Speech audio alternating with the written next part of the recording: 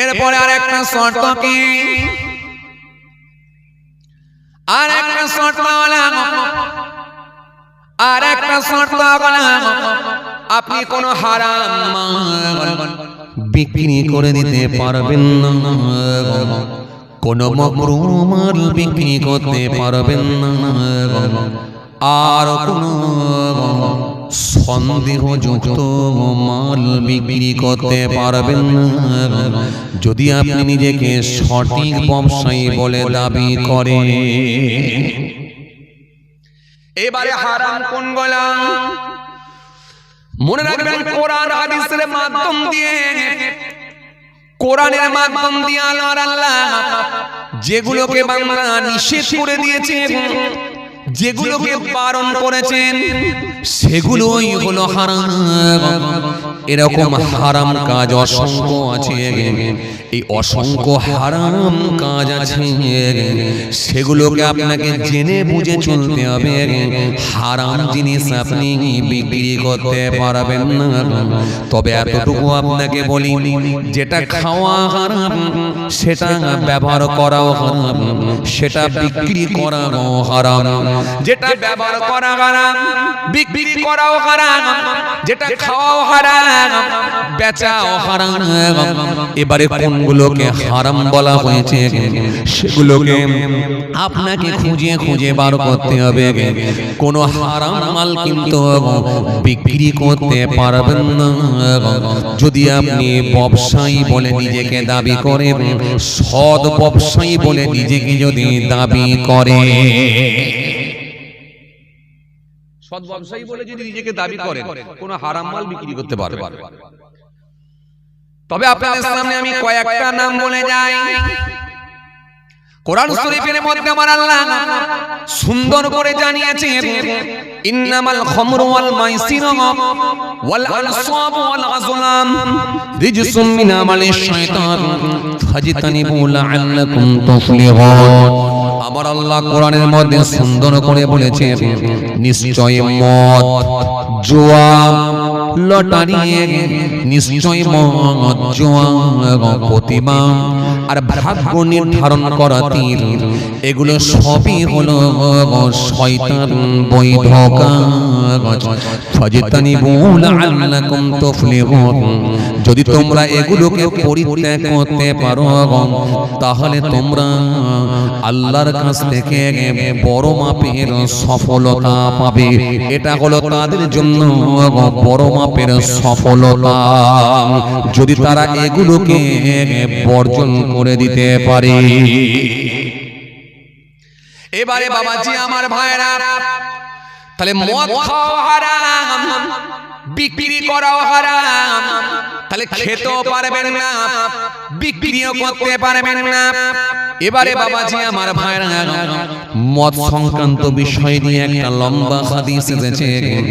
আল্লাহ নবী গুনে গুনে গুনে গুনে 10 জনের উপরে আল্লাহ নবী লানত বলে গেলেন। যে মদ তৈরি করে, যে মদ তৈরির পরামর্শ দেয়, যার নিকটে মদ বহন করে নিয়ে যাওয়া হয়, যার নিকটে মদ বহন করে নিয়ে যাওয়া হয়, যে মদের পাত্রটাকে ধৌত করে, যে মদের গ্লাসটাকে ধৌত করে, যে মদের টেবিলটাকে পরিষ্কার করে, মদের টেবিলটাকে পরিষ্কার করে, যে ওই মদখোরের সঙ্গে টাকা বহন করে নিয়ে গিয়ে ম্যানেজারের কাছে পৌঁছে দেয়, যে ম্যানেজার টাকা নিয়ে ক্যাশ বাক্সে ভরে দেয়, যে ক্যাশ বাক্সে ভরার পরে মালিক আবার সেই টাকাটা নিয়ে পকেটে ভরে দেয়। আল্লাহ নবী গুনে গুনে গুনে গুনে 10 জনের উপরে আল্লাহর লানত বলে ঘোষণা দিয়ে দিয়েছেন।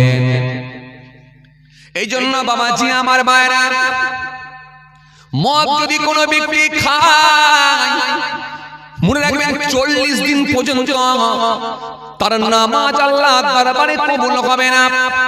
কিন্তু যদি সে তওবা করে, তওবাটা আল্লাহর দরবারে কবুল হবে, কিন্তু নামাজ তার আল্লাহর দরবারে কবুল হবে না। ও মুসলমান ভালো করে শুনে রাখেন, এই 40 দিনের ভেতরে আবার যদি সে মদ পান করে, তার নামাজ আল্লাহর দরবারে ফের 40 দিন কবুল হবে না। কিন্তু সেই ব্যক্তিটা যদি তওবা করে, তওবা আল্লাহ কবুল করে নেবেন। আবার এই 40 দিনের ভেতরে সেই মানুষটা যদি তখন থেকে নিয়ে ফের যদি আমার মদ পান করে, তখন থেকে নিয়ে ফের 40 দিনে পর্যন্ত নামাজ কবুল হবে না, কিন্তু তওবা করলে তওবা কবুল হয়ে যাবে। এরপরে আবার তওবা করার পরে যদি ফের যদি সে মদ পান করে, তখন থেকে নিয়ে ফের 40 দিন নামাজ কবুল হবে না, কিন্তু তওবা করলে তওবাটা আল্লাহর দরবারে কবুল হয়ে যাবে।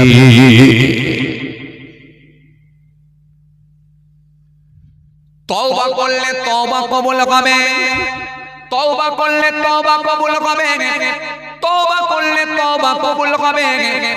কিন্তু এর পরে যখন ফের মদ পান করবে, তখন কিন্তু আর নামাজও কবুল হবে না, আর তওবা করলে তওবা কবুল হবে না। তাহলে তওবা কবুল হবে কবার?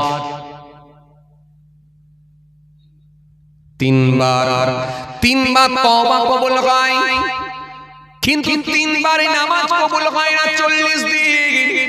কিন্তু চতুর্থবারের মাথায় যদি ফের আবার মদ পান করে, এবারে তো নামাজ কবুল হবে না, আর তওবাটা কবুল হবে না। তার মানে মদ যদি এইরকম ঘন ঘন যদি কেউ খাওয়ায় অভ্যাস হয়ে যায়, তাহলে নিশ্চিত ভাবে তার কপালে ভয়ঙ্কর বিপদ আছে। কথা ঠিক না ভাই? 3 বার তওবা কবুল হবে, চতুর্থবারের মাথায় কিন্তু আর কবুল হবে না। নামাজ তো কবুল হয় না, তওবার দরজাটাও তার জন্য বন্ধ হয়ে যায় চতুর্থবারের মাথায়। তার মানে ঘন ঘন যদি কেউ মদ খায় অভ্যস্ত হয়ে যায়, তার মানে তার কপালে বিপদ আছে। কথা কিছু বুঝতে পারছেন? তার কপালে বিপদ আছে। এর একটা হাদিস এসেছে, লা ইয়াদখুলুল জান্নাতা লাহাবুন নাবাতা মিনাশ শুতি ওয়া কুল্লু লাহাবিন নাবাতা মিনাশ শুতি কানাতিন নারু আউলা বিহি। নবী বললেন, এক জাররা পরিমাণ হারাম খাদ্য যদি ভিতরে ঢুকে যায়, ওই শরীরটা জান্নাতে যাবে। আবার নবী সুন্দর করে বললেন, সুন্দর করে আমার নবী ফের অন্য জায়গায় হাদিস দিলেন, জি ইয়াতি আলান নাসি জাবান লা ইউবাল মারউ মা আখাযা মিনহু আমিনাল হালাল আম মিনাল হারাম। অতি সত্তর মানুষের সম্মুখে এমন জামানা আসবে, কেউ কারোর পরোয়া করবে না, কি উপায়ে মাল লাভ করবে, হারাম উপায়ে না, হারাম উপায়ে না, হালাল উপায়ে দেখা দেখি থাকবে। খালি একটাই কথা, বড় লোক হতে হবে। কথা ঠিক কি? এজন্য সুদের ব্যবসাও করে কি করে না? কথা বলে না, করে কি করে না? জি, এখন যদি সমীক্ষা করে দেখা হয়, 100টা বাড়ির মধ্যে 80টা বাড়িতে এখন বন্ধন ঢুকে বসে আছে। 100টা বাড়ির মধ্যে 80টা বাড়িতে এখন বন্ধন ঢুকে বসে আছে। 100টা বাড়ির মধ্যে এখন 80টা বাড়িতে বন্ধন ঢুকে বসে আছে। কথা কয় না? 100টা বাড়ির মধ্যে এখন 80টা বাড়িতে বন্ধন ঢুকে গেছে, অথচ দেখা যাচ্ছে ইনি বলছে আমাদের গ্রামে এখন বোঝা 100টা বাড়ির মধ্যে এখন 80টা বাড়িতে বন্ধন ঢুকে গেছে। হাই রে হাই, যে এখন মানুষ বন্ধনের সঙ্গে যুক্ত হয়ে গেছে। বাড়িতে এখন মহিলা সমিতি ঢুকে গেছে, জি, অথচ দেখা যাচ্ছে আবার তাদের বাড়িতে আবার চাচা দেখা যাচ্ছে নামাজ রোজাও যাচ্ছে। তার মানে একদিক দিয়ে দিচ্ছে আর একদিক দিয়ে বেরিয়ে যাচ্ছে, বুঝতে পারছেন না? তার মানে উপরের ট্যাঙ্কে পানি দিচ্ছে, মোটর চালিয়ে পানি ভরছে, আর নিচের ট্যাপগুলোকে সব খুলে রেখেছে। থাকবে কি করে? গোলমালটা এখানে, পানি ঢালছে কিন্তু বেরিয়ে যাচ্ছে। এজন্য খুব চাপ, খুবই চাপ। ইয়া আইয়ুহাল্লাযীনা আমানু তাকুল্লাহ ওয়াজারু বাকিয়া মিনার রিবা ইন কুনতুম মুমিনিন। কুরআন আল্লাহ স্পষ্ট ঘোষণা দিয়েছেন, এই বান্দারা তোমরা আমি আল্লাহকে ভয় করো, যত রকমের ভাগ বকিয়া আছে সেগুলোকে তোমরা পরিত্যাগ করো, ইন কুনতুম মুমিনিন, যদি তোমরা মুমিন হও। জি, তবে হাদিস দিয়েছেন লাআন রাসূলুল্লাহ সাল্লাল্লাহু আলাইহি ওয়াসাল্লাম আকিলা দিবা ওয়াকিলা ওয়া কাতিবা ওয়া শাহিদা ওয়া ক্বালা উনসাউন সুদখোর, সুদদাতা, সুদের সাক্ষী, পাপের ক্ষেত্রে এরা সকলই সমান। পাপের ক্ষেত্রে এরা সকলই সমান, সকলই সমান, সকলই সমান। সুদখোর, সুদদাতা, সুদের সাক্ষী, পাপের ক্ষেত্রে এরা সকলই সমান। সুদের প্রায় ৭০টার কাছাকাছি পাপ রয়েছে। তার মধ্যে সবথেকে হালকা পাপ, সহজ পাপ হলো নিজ মায়ের সঙ্গে ব্যভিচার করলে, জিনা করলে যে পাপ হয় তার থেকে অধিক, অনেক বেশি গুনাহ হয় যদি জেনে শুনে এক জাররা পরিমাণ সুদ খাওয়া হয়। এইজন্য বলি, খান খান বুঝে খান, খান বুঝে খান, আপত্তি করব না, খান বুঝে খান। জি, আমি বারণ করছি না, খেলে খান, একটু জেনে বুঝে খান।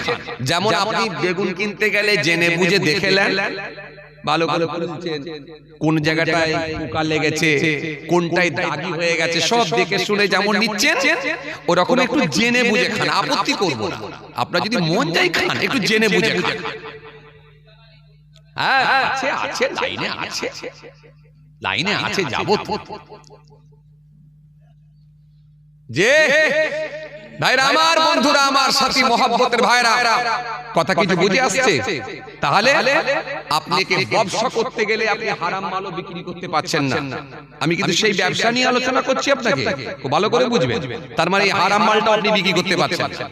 আপনি সুদের ব্যবসা করতে পারবেন না, হারমোনিয়াম বিক্রি করতে পারবেন না, হারমোনিয়াম বাজানো হারাম, বিক্রি করাও হারাম, ঢোল বাজানো হারাম, বিক্রি করাও হারাম, করতে পারবেন না। এইরকম ভাবে যত হারাম কাজ আছে, আপনি ব্যবসা করলে আপনি হারাম জিনিস কিন্তু বিক্রি করতে পারবেন। আর হালালে বরকত, হারামে বরকত নাই। হালালে বরকত, হারামে বরকত নাই। হালালে বরকত কেমন, আপনাকে আমি একটা মিসাল দিলে খুব ভালো বুঝবেন। মহল্লার ইমামগুলোকে আমরা কত বেতন দিই? মহল্লার ইমামগুলোকে আমরা কত বেতন দিই? ৬০০০, ৫০০০, জায়গায় জায়গায় আরো কম, ৬০০০, ৫-৬০০০ টাকা করে দিই।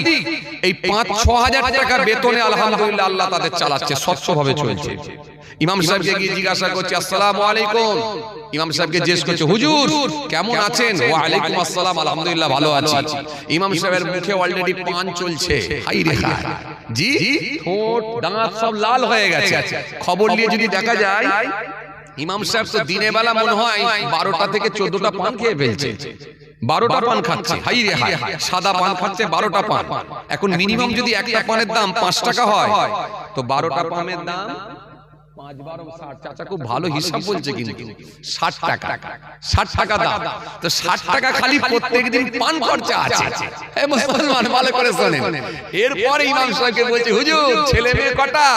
বলে, বাবা আমার ৩টে ছেলে মেয়ে। বড় ছেলে কি করে? বড় ছেলে হাফেজ হয়ে, মাওলানা হয়ে, এই বড় ছেলে হাফেজ হয়ে কলকাতা আলিয়া মাদ্রাসায় মাওলানা লাইনে পড়াশোনা করছে।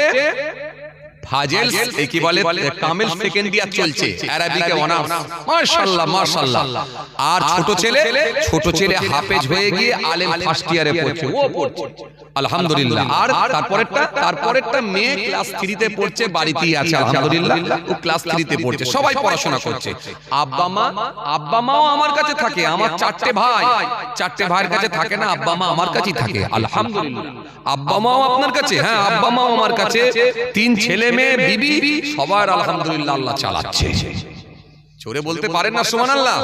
মার্কেটে খবর নেন না, কাটিয়াট বাজারে গিয়ে খবর নেন, একটা লোক ৫০,০০০ টাকা মাসে ইনকাম করে, তাও বলছে ভাই বেরিয়ে যাচ্ছে রে। কথা বোঝে না। মার্কেটে খবর নেন, কাটিয়াট বাজারে যান, একটা লোক মাসে ৫০,০০০ টাকা ইনকাম করে। ভাই কেমন ব্যবসা চলছে গো? না ভাই এত টাকা ইনকাম করছি, কোথায় কি হয়ে যাচ্ছে কিছু বুঝতে পারছি না, একটু হুজুরের কাছে যেতে হবে, তাবিজ করতে হবে মনে হচ্ছে। কি বুঝলেন? টাকা নেই, টাকা বেরিয়ে যাচ্ছে। কেন? ভেজাল টাকা ঢুকে আছে। এই ভেজাল টাকা যদি ঢুকে থাকে, বরকত নেই, বরকত নেই। ইয়া আইয়ুহাল্লাযীনা আমানু, হে ঈমানদারগণ, লা তুহারিমু, তোমরা হারাম মনে করো না পবিত্র বস্তুগুলোকে, পবিত্র জিনিসগুলোকে, মা আহালাল্লাহু লাকুম, যেগুলো আমি আল্লাহ তোমাদের জন্য হালাল করে দিয়েছি, যেগুলো তোমাদের জন্য হালাল করেছি। কথা কিছু বুঝতে পারছেন? এজন্য আপনি হারামে কোনোদিন বরকত পাবে না। হারামে বরকত হয় না। হে তরুণিয়া নওজওয়ান যুবকেরা,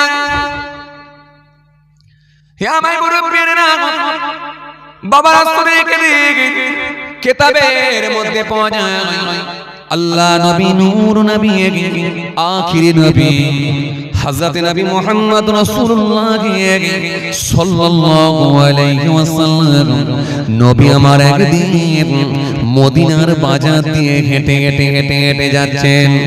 আল্লাহ নবী দেখতে পেলেন সাহাবায়ে কিরামেরা ব্যবসা করছেন, কেউ খেজুরের ব্যবসা করছেন, কেউ আটার ব্যবসা করছেন, কেউ গমের ব্যবসা করছেন, সাহাবায়ে কিরামেরা ব্যবসা করছেন। আল্লাহ নবী হঠাৎ করে সেই জায়গাতে গিয়ে দাঁড়িয়ে গেলেন। আল্লাহ নবীকে দাঁড়িয়ে গেলেন, দাঁড়িয়ে গিয়ে এক সাহাবীর সামনে গিয়ে ওই গমের বস্তা যখন লাগানো আছে আমার রাসূলুল্লাহ গিয়ে ওই বস্তার মধ্যে গিয়ে নিজের হাতখানাকে ভরে দিলেন, হাতখানাকে ভরে দিয়ে এক মুষ্টি ভিজে গম বের করলেন, বের করে বলেন সাহাবী ওপরে শুকনো আর ভেতরে ভিজে, কতদিন ধরে এরকম ব্যবসা চালাচ্ছ নিজে? ওপরে শুকনো আর ভিতরে ভিজে, কতদিন ধরে এরকম ব্যবসা চালাচ্ছ নিজে? এই যে আমি আপনাদের সামনে যে ব্যবসা নিয়ে আলোচনা করব বলেছিলাম সেই পাটের উপরই কিন্তু আছে। এখন কি চলছিল? হারাম ব্যবসা, হারাম, হারামের পাট। এরপরে কি? এরপরে হলো মাকরুহ, মাকরুর পাট। তারপরে সন্দেহযুক্ত যেগুলো ব্যবসা, সন্দেহ জিনিসগুলো কোনগুলো? এরপরে এই পাট। কেন আমি যেহেতু আজকে আপনাদের সামনে একটা পাট তৈরি করে নিয়েছিলাম, সেটা হলো ব্যবসা, আর সেটার উপরই কিছু আলোচনা করছি। চলে রাসূল মদিনার বাজার দিয়ে যাচ্ছেন, হঠাৎ চলে আসে, মাশাআল্লাহ, পিছনে কেন সামনে চলে আসে? যাক আলহামদুলিল্লাহ, খুশির সংবাদ। বাহ, খুব টাইমে চলে এসেছেন। পৌনে 11টাই বলেছি, পৌনে 11টা দিয়ে এসেছে, মাশাআল্লাহ। না আমি ভান্ডারে চলো ভালো।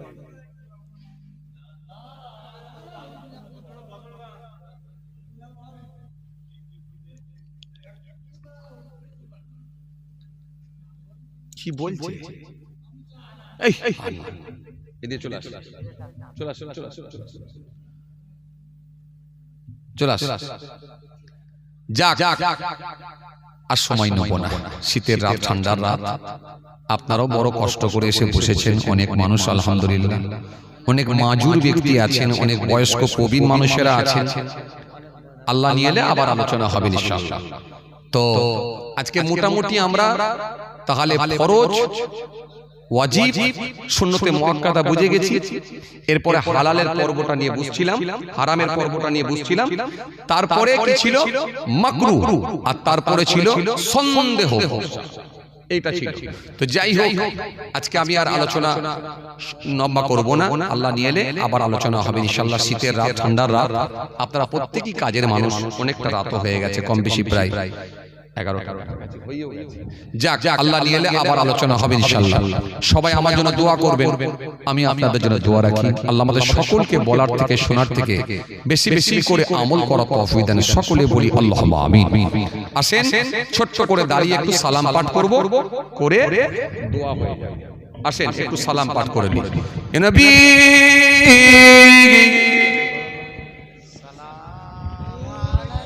উফ আল্লাহ,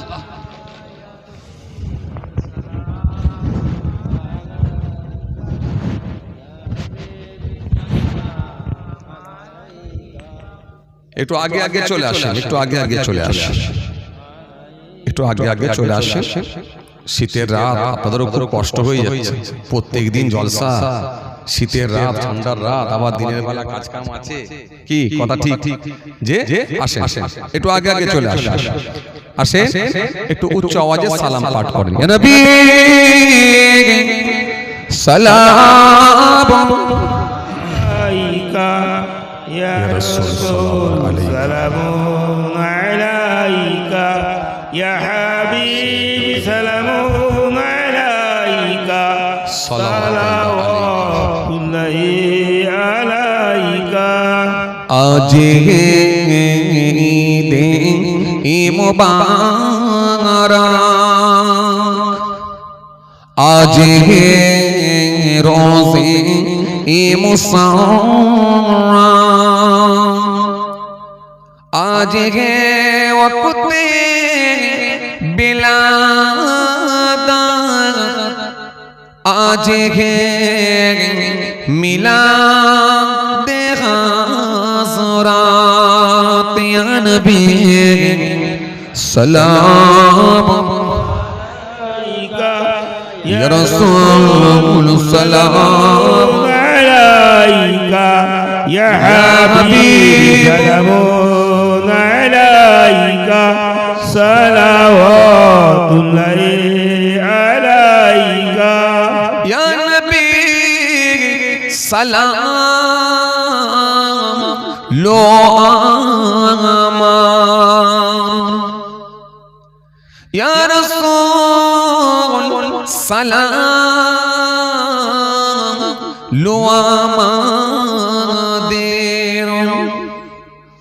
या हबीब सलाम लो बाला मोरा जे सबाई गुनाहगार या नबी सलाम अलैका या रसूल सलाम अलैका सलाम या हबीब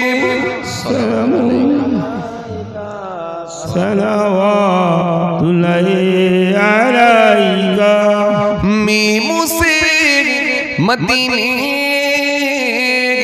है वाले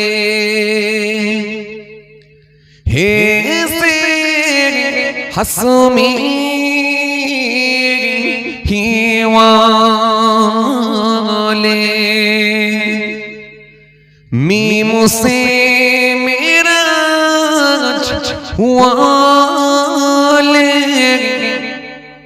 दाल से दीदार वाले या नबी सलाम अलैका या रसूल सलाम अलैका या हबीब सलाम अलैका सलावतुल्लाहि अलैका আমায় নবীর আব্বা জান আবদুল্লাহ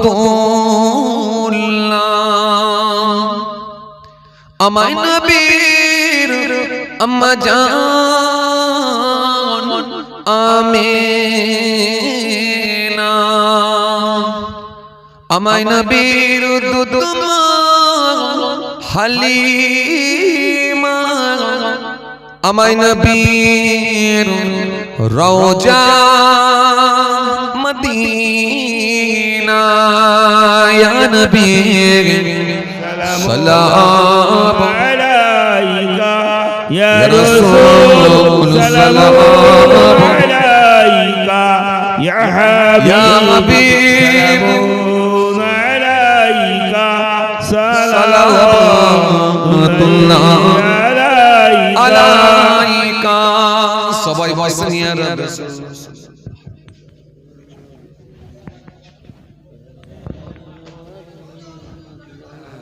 গজল গজল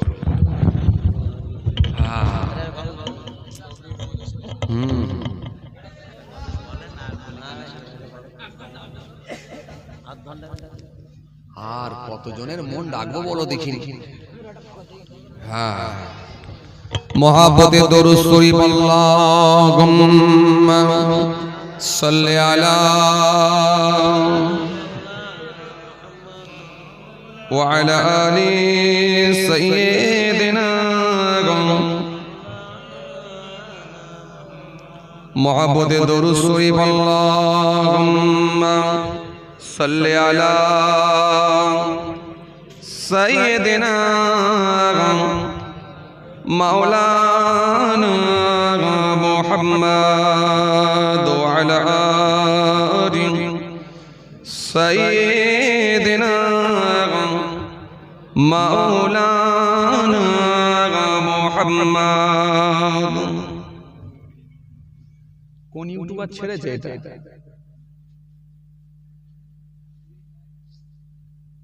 ক্যানিং এর জলসায় বাধা হঠাৎ ফোন করে হুমকি এটা থাম্বনেল দিয়েছে অথচ আপনি জলসাটা যদি শুনে দেখেন এই প্রসঙ্গই নেই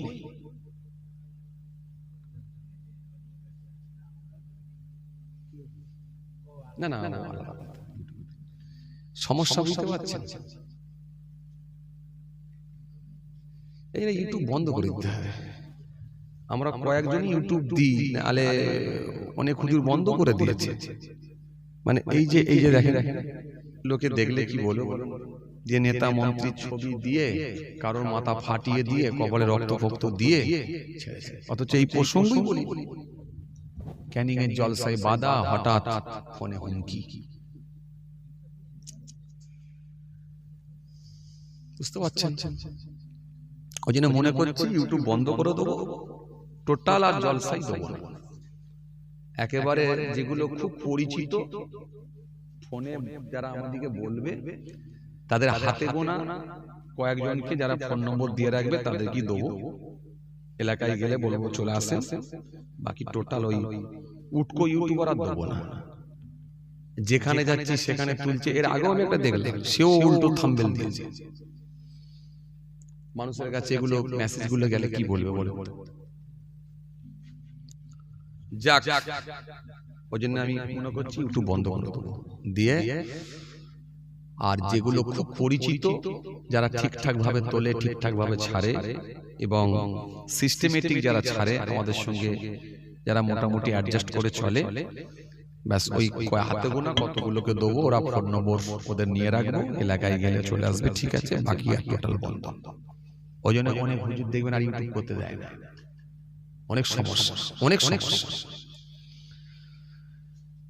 এমন থাম্বনেল তৈরি করছে এমন কাটিং করে করে ছাড়ছে কেটে কেটে কেটে কেটে মাঝখান থেকে ঠিক ছেড়ে ব্যাস আর একজন হুজুরের সঙ্গে আর একজন হুজুরের নিয়ে একসঙ্গে দিয়ে থাম্বনেল তৈরি করে ছেড়েছে দিয়ে ব্যাস ও দু হুজুরের মধ্যে লেগে গেল ঝগড়া অথচ দেখা যাচ্ছে প্রসঙ্গটা আলাদা ছিল প্রসঙ্গটা আলাদা রেখে একটা কোনো বিষয় নিয়ে বলছিল কিন্তু আরেকজনের প্রসঙ্গ সেটাও আলাদা ছিল কিন্তু মাঝখান থেকে কেটে দুটো হুজুরের বক্তৃতাকে একসঙ্গে ছেড়ে দিয়ে দুজনের ছবি মিলে দিয়ে বলছে দুজনের ছবি লাগিয়ে দিয়ে বলছে দেখো না অমুক হুজুর আমুককে কেমন দিল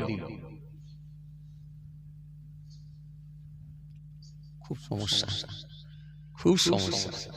যাক আল্লাহ হেফাজত করেন আমাদেরকে চেষ্টা করতে হবে ফিতনা কমানোর কথা ঠিক কি না ফিতনা বাড়ানোটা ভালো না কমানোটা ভালো কমানো এমনি মুসলিম সমাজের দিকে যদি তাকিয়ে দেখেন মুসলিমদের দেওয়ালে পিঠ থেকে গেছে গোটা পৃথিবী জুড়ে দেখেন গোটা দেশ জুড়ে দেখেন গোটা বাংলা জুড়ে দেখেন জি এই যে কয়েকদিন আগে দেখলেন না বাংলাদেশে দীপু দাস একটা অমুসলিম ভাই তাকে বাংলাদেশের জমিনে সেই অমুসলিম ভাইটাকে বাংলাদেশের যারা সংখ্যাগুরু আছে তারা নির্মমভাবে পিটিয়ে হত্যা করে একেবারে উপরে গাছেতে ঝুলিয়ে দিয়ে আগুন দিয়ে পুড়িয়ে দিল সত্যি এটা ভাবা যায় না এটা এত মর্মান্তিক ঘটনা এটা ভাবা যায় না কি নির্মমভাবে তাকে হত্যা করা হলো এই আস্তে তীব্র নিন্দা জানাচ্ছি তীব্র নিন্দা জানাচ্ছি আমরা ধিক্কার জানাচ্ছি বাংলাদেশের জমিনে এরকম ঘটনা ঘটবে আমরা কখনো ভেবে পাই না আমরা কখনো ভাবতে পারি না কখনো আশা করি না যে বাংলাদেশের জমিনে এরকম ঘটনা ঘটবে কেন এটা ভারতের জমিনে ঘটে আমরা বিভিন্ন স্টেট বিভিন্ন রাজ্যের দিকে যদি তাকিয়ে দেখি এই ভারতবর্ষের জমিনে প্রচুর মুসলমানকে হত্যা করা হয়েছে আফরাজুল থেকে শুরু করে, তাবরেজ আনসারী থেকে শুরু করে, সানাউল্লাহ থেকে শুরু করে, একটা ছোট ছোট বোন আসিফা থেকে শুরু করে, বিলকিস বানু থেকে শুরু করে, নির্মম ভাবে যাদের উপরে পাশবিক অত্যাচার চলেছে, নির্মম ভাবে যাদেরকে হত্যা করা হয়েছে, নির্মম ভাবে যাদেরকে পিটিয়ে পিটিয়ে মারা হয়েছে, এটা ভারতের জমিনে বিভিন্ন স্টেট, বিভিন্ন রাজ্য এবং তথা পশ্চিম বাংলা থেকে শুরু করে বিভিন্ন স্টেট, বিভিন্ন রাজ্যতে ঘটেছে। এগুলো আমাদের সামনে ভেসে ওঠে। কিন্তু আমরা জানি এই ভারতের জমিনে যখন এরকম ঘটনা ঘটে, ওই অপরাধী মানুষগুলোকে চিহ্নিত না করে ওই অপরাধীগুলোকে বরং আবার বীরত্বের সম্মান দেওয়া হয়, তাদের গলায় মালা পরিয়ে দেওয়া হয়, তাদেরকে বরণ করে নেওয়া হয়, তাদেরকে আবার যদি নিয়াতি যদি অল্প দিনের জন্য যদি জেলও হয়, আবার তাদেরকে জামিন করিয়ে নেওয়া হয়। আমাদেরকে ভাবতে অবাক লাগে, এটা দেশের জন্য লজ্জা, 140 কোটি মানুষের জন্য লজ্জা। এজন্য বাংলাদেশ সরকারের কাছে আমাদের অনুরোধ থাকবে, বাংলাদেশের সরকারের কাছে আমাদের আবেদন থাকবে, বাংলাদেশ সরকার এই অপরাধীগুলোকে চিহ্নিত করে, এই অপরাধীগুলোকে এক জায়গায় জমা করে এদেরকে দৃষ্টান্তমূলক শাস্তি দিতে হবে, যাতে করে ভারতের 140 কোটি মানুষ দেখতে চায় ওই আসামিগুলোকে চিহ্নিত করে বাংলাদেশ সরকার কি ব্যবস্থা নিয়েছে, বাংলাদেশের সরকার কি শাস্তি দিল, এটা ভারতের 130 কোটি মানুষ দেখতে চায়, 140 কোটি মানুষ দেখতে চায়। কারণ আমরা জোর গলায় বলতে পারবো যে ভারতবর্ষ অপরাধীগুলোকে ছেড়ে দেয়, তাদেরকে বীরত্ব সম্মান দেয়, তাদেরকে উঁচু উঁচু পদে দিয়ে উঁচু উঁচু পদ দেওয়া হয়, তাদেরকে চাকরি দেওয়া হয়, তাদেরকে বড় বড় বড় মাপের তাদেরকে চাকরি দেওয়া হয় এবং তাদেরকে উঁচু পদে তাদেরকে আসনে বসিয়ে দেওয়া হয়, তাদেরকে নেতা মন্ত্রী বানিয়ে দেওয়া হয়। কিন্তু বাংলাদেশ সরকার ওই আসামিগুলোকে চিহ্নিত করে দৃষ্টান্তমূলক শাস্তি দিতে পেরেছে। যদি বাংলাদেশ সরকার এটা করে দেখাতে পারে, আমরা বাংলাদেশ সরকারকে ধন্যবাদ দেব, বাংলাদেশ সরকারকে আমরা ধন্যবাদ জানাবো যে বাংলাদেশ সরকার করে দেখাতে পেরেছে। তাই বাংলাদেশ সরকারের কাছে আমাদের আবেদন থাকবে, অপরাধীগুলোকে চিহ্নিত করে দৃষ্টান্তমূলক শাস্তি দেন। কেন ওই দীপু দাস সে আমাদেরই এক ভাই, সে আমাদেরই এক ভাই, ধর্মটা আলাদা হতে পারে কিন্তু সে মানুষ, সে আমাদেরই একটা ভাই। এই ভাইকে যেমন তারা নির্মমভাবে হত্যা করেছে, এটা কখনো মেনে নেওয়া যায় না। আজকে মানবতা কোথায় গেল, আজকে শিষ্টাচার কোথায় গেল, আজকে মানবিকতা কোথায় গেল, সব যেন বিপন্ন হতে চলেছে। এজন্য বাংলাদেশ সরকার চিহ্নিত করে দৃষ্টান্তমূলক শাস্তি দিয়ে ভারতের মানুষগুলোকে দেখিয়ে দেন যে আমরা বাংলাদেশ সরকার আমরা পারি। অত্যাচার যখন কেউ কারোর উপরে করে, নির্মম ভাবে যখন কেউ কাউকে হত্যা করে, তাদেরকে আমরা ফাঁসি দিয়ে ঝুলিয়ে দিতে পারি, এটা আমরা করে দেখাতে পারি। তাই বাংলাদেশ সরকার করে দেখাবেন, ভারতের মানুষগুলো দেখবে। কি কথা ঠিক কিনা বলবো? অন্যায় কখনো মেনে নেওয়া যাবে না, অন্যায় কখনো মেনে নেওয়া যাবে না, যেই হোক। কিন্তু পাশাপাশি আমাদের আফসোস, আজকে ভারতের জমিনে আমরা দেখি নির্মম ভাবে যখন সংখ্যালঘুদের উপর অত্যাচার চলে। এই কয়েকদিন আগে আপনাদের জানা আছে বিহারের জমিনে, জি বিহারের জমিনে একজন আপনার কি বলে কাপড় বিক্রেতা, হাই রে হা, তাকে পিটিয়ে পিটিয়ে মেরে ফেলা হলো। কিন্তু আফসোস লাগছে কোথায় জানেন? পাশের দেশে হয়েছে, এখানে আন্দোলন চলছে, অবশ্যই চলুক, আপত্তি নাই। কিন্তু বিহারে যে একটা মুসলমানকে নির্মমভাবে হত্যা করা হলো, কিন্তু কটা মানুষ আন্দোলন করেছে। আফসোস, সংখ্যালঘু যখন এখানে মরে, কিছু মানুষ তাদের কোনো আওয়াজ থাকে না, তখন বোবা হয়ে যায়। জি এখানের মানুষ তখন বোবা হয়ে যায়। কিন্তু মনে রাখবেন, দীপুকে যেমন, দীপু দাসকে যেমন হত্যা করেছে, এটাও যেমন অন্যায়। বিহারের জমিনে যেমন কাপড় বিক্রেতাকে হত্যা করা হয়েছে, এটাও অন্যায়। আফরাজুল খানকে যেমন পিটিয়ে পুড়িয়ে মারা হয়েছে, এটাও অন্যায়। তাবরেজ আনসারীকে যেমন পিটিয়ে মারা হয়েছে, এটাও অন্যায়। এজন্য অন্যায়কে কখনো মেনে নেওয়া যায় না। এজন্য আমি একটা কথাই বলি, সমস্যাটা কোথায় জানেন? আজ লোকের বাড়িতে চুরি করছে, ছেলে ঠিক আছে। কাল দেখা যাচ্ছে আত্মীয় বাড়িতে চুরি করছে, ছেলে ঠিক আছে। পরশু দেখা যাচ্ছে পাড়ার লোকের বাড়িতে চুরি করছে, হ্যাঁ ছেলে ঠিক আছে। তারপরে দেখা যাচ্ছে বাজারে চুরি করছে, হ্যাঁ ঠিক আছে। কিন্তু যেদিনে নিজের বাপের পকেট থেকে টাকা বের করে চুরি করবে, সেদিন এটা কেমন লাগবে? কথা মনে বুঝতে পারেন? হ্যাঁ, সংখ্যালঘুদেরকে যখন মারছে খুব ভালো লাগছে, কিন্তু যখন নিজেদেরকে মারবে তখন কেমন লাগবে? হ্যাঁ, এই জন্য মনে রাখবেন, অন্যায়কে কখনো সাপোর্ট করবেন না, সে সংখ্যালঘু হোক সংখ্যাগুরু হোক যেই হোক। অন্যায় অন্যায়, অপরাধ অপরাধ, এই অপরাধীগুলোকে চিহ্নিত করে যদি দৃষ্টান্তমূলক শাস্তি দেওয়া হয়, তাহলে মনে রাখবেন আগামী দিন থেকে মানুষের ভেতরে একটা ভয় ভীতি ঢুকবে। কথা ঠিক কিনা বলেন? কিন্তু আপনারা তো ছেড়ে দেন। বিলকিস বানুর অপরাধীগুলোকে আপনারা জামিন করে দিলেন, গলায় মালা পরিয়ে দিলেন। হ্যাঁ, আফরাজুল খানকে যা পিটিয়ে মারলো, তাকে আপনারা ছেড়ে দিলেন, উঁচু আসন উঁচু জায়গা করে দিলেন, গলায় ফুলের মালা পরিয়ে দিলেন। এগুলো বন্ধ করুন। অপরাধীর জন্য শাস্তির ব্যবস্থা করুন, তাহলে মানুষের ভেতরে ভয় ভীতি ঢুকবে। কোনো জাত দেখবেন না, কোনো দল দেখবেন না, জাত দেখবেন না, ধর্ম দেখবেন না। অপরাধী অন্যায়। এই অন্যায়টাকে কখনো মেনে নেওয়া যাবে না। যদি আমরা এই রকম ভাবে আওয়াজ তুলতে পারি, সমাজে অপরাধীর সংখ্যা কমবে। কথা ঠিক কিনা বলেন? যাক ভাইরা আমার, বন্ধুরা আমার, সাথী মুহাব্বতের ভাইরা, আমার জন্য দোয়া করবেন, আমি আপনাদের জন্য দোয়া রাখি। আল্লাহ নিয়ে আবার আলোচনা হবে ইনশাআল্লাহ। অনেক সময় শীতের রাত, আর বুঝতেই পারছেন, আমি আপনাদের প্রথমেই বলেছিলাম যে একটা পার্ট নিয়ে আলোচনা করলে, একটা চ্যাপ্টার নিয়ে আলোচনা করলে ওই 1 ঘন্টা আধ ঘন্টায় কিছু হয় না, ওই 2-4 ঘন্টা শেষ হয়ে যাবে, তবু শেষ করতে পারবেন না। তো যাই হোক, আল্লাহ নিয়ে এলে আবার আলোচনা হবে। সবাই আমার জন্য দোয়া করবেন। আর আমার উপরে তো দুটো দায়িত্ব থাকি, আপনারা জানেন। জি, কথা বলেন, বুঝতে পারেন? দুটো দায়িত্ব থাকে, একটা হলো বলা আর একটা হলো চাওয়া। চাওয়া মানে বোঝেন কালেকশন? হ্যাঁ, ওটাই তো বলছি। একটা হলো বলা আর একটা হলো চাওয়া। তো বলার কাজ শেষ হলি, চাওয়ার কাজ শুরু। কথা বুঝে আসছে? আপনারা দিতে ভালোবাসেন বলে তো আন্ডালি এসছে। কথা বলে না, আপনারা ভালোবাসেন দিতে, না ওই জন্য ডিম নিয়ে এসছে। ডিম কি সবাইকে দেবেন নাকি? না,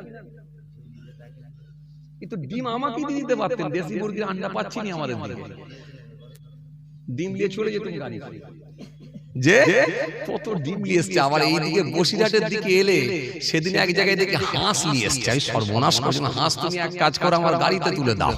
সে হাঁস আসতে চায় না, কি আওয়াজ দিচ্ছে। আর রাতের বেলা ও এমনি ভয় খেয়ে গেছে, আবার ওকে ধরে ধারে নিয়ে এসছে হাঁসকে। কথা বুঝতে পারছেন? বলে হুজুর হাঁস বিক্রি হবে। আমি হাঁস বিক্রি তো হাটে হবে, জলসার স্টেজে হাঁস বিক্রি হবে? সমস্যা খুব। যাক, এক এক জায়গায় এক এক রকমের সিস্টেম। যাক, আল্লাহ নিয়ে আবার আলোচনা হবে। সবাই আমার জন্য দোয়া করবেন, আমি আপনাদের জন্য দোয়া রাখি। আল্লাহ আমাদের সকলকে বলার থেকে শোনার থেকে বেশি বেশি করে আমল করার তৌফিক দেন। সকলে বলি আল্লাহুম্মা আমিন। একবার মহব্বতে দরুদ শুনি, আল্লাহুম্মা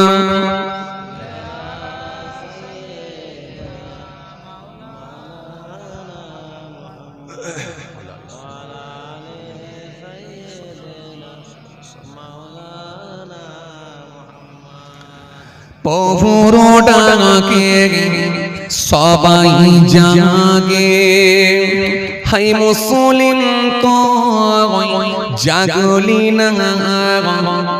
প্রভুর ডাকে সবাই জাগে, হাই মুসলিম তো জাগলি না। বেবর গমে ঘুমিয়ে রইলি, ঘুম কিরে তোর ভাঙল না।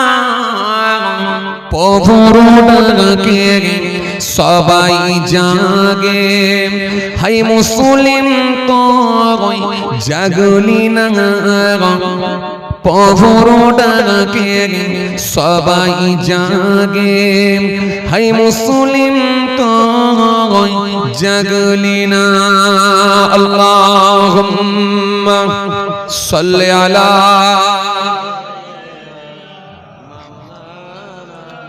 ওয়ালা আলি সাইয়্যিদিনা।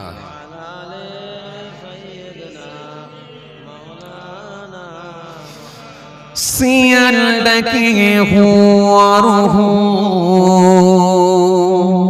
কোকিল ডাকে কু কু। সিয়ার ডাকে হুয়ার হু, কোকিল ডাকে কু কু।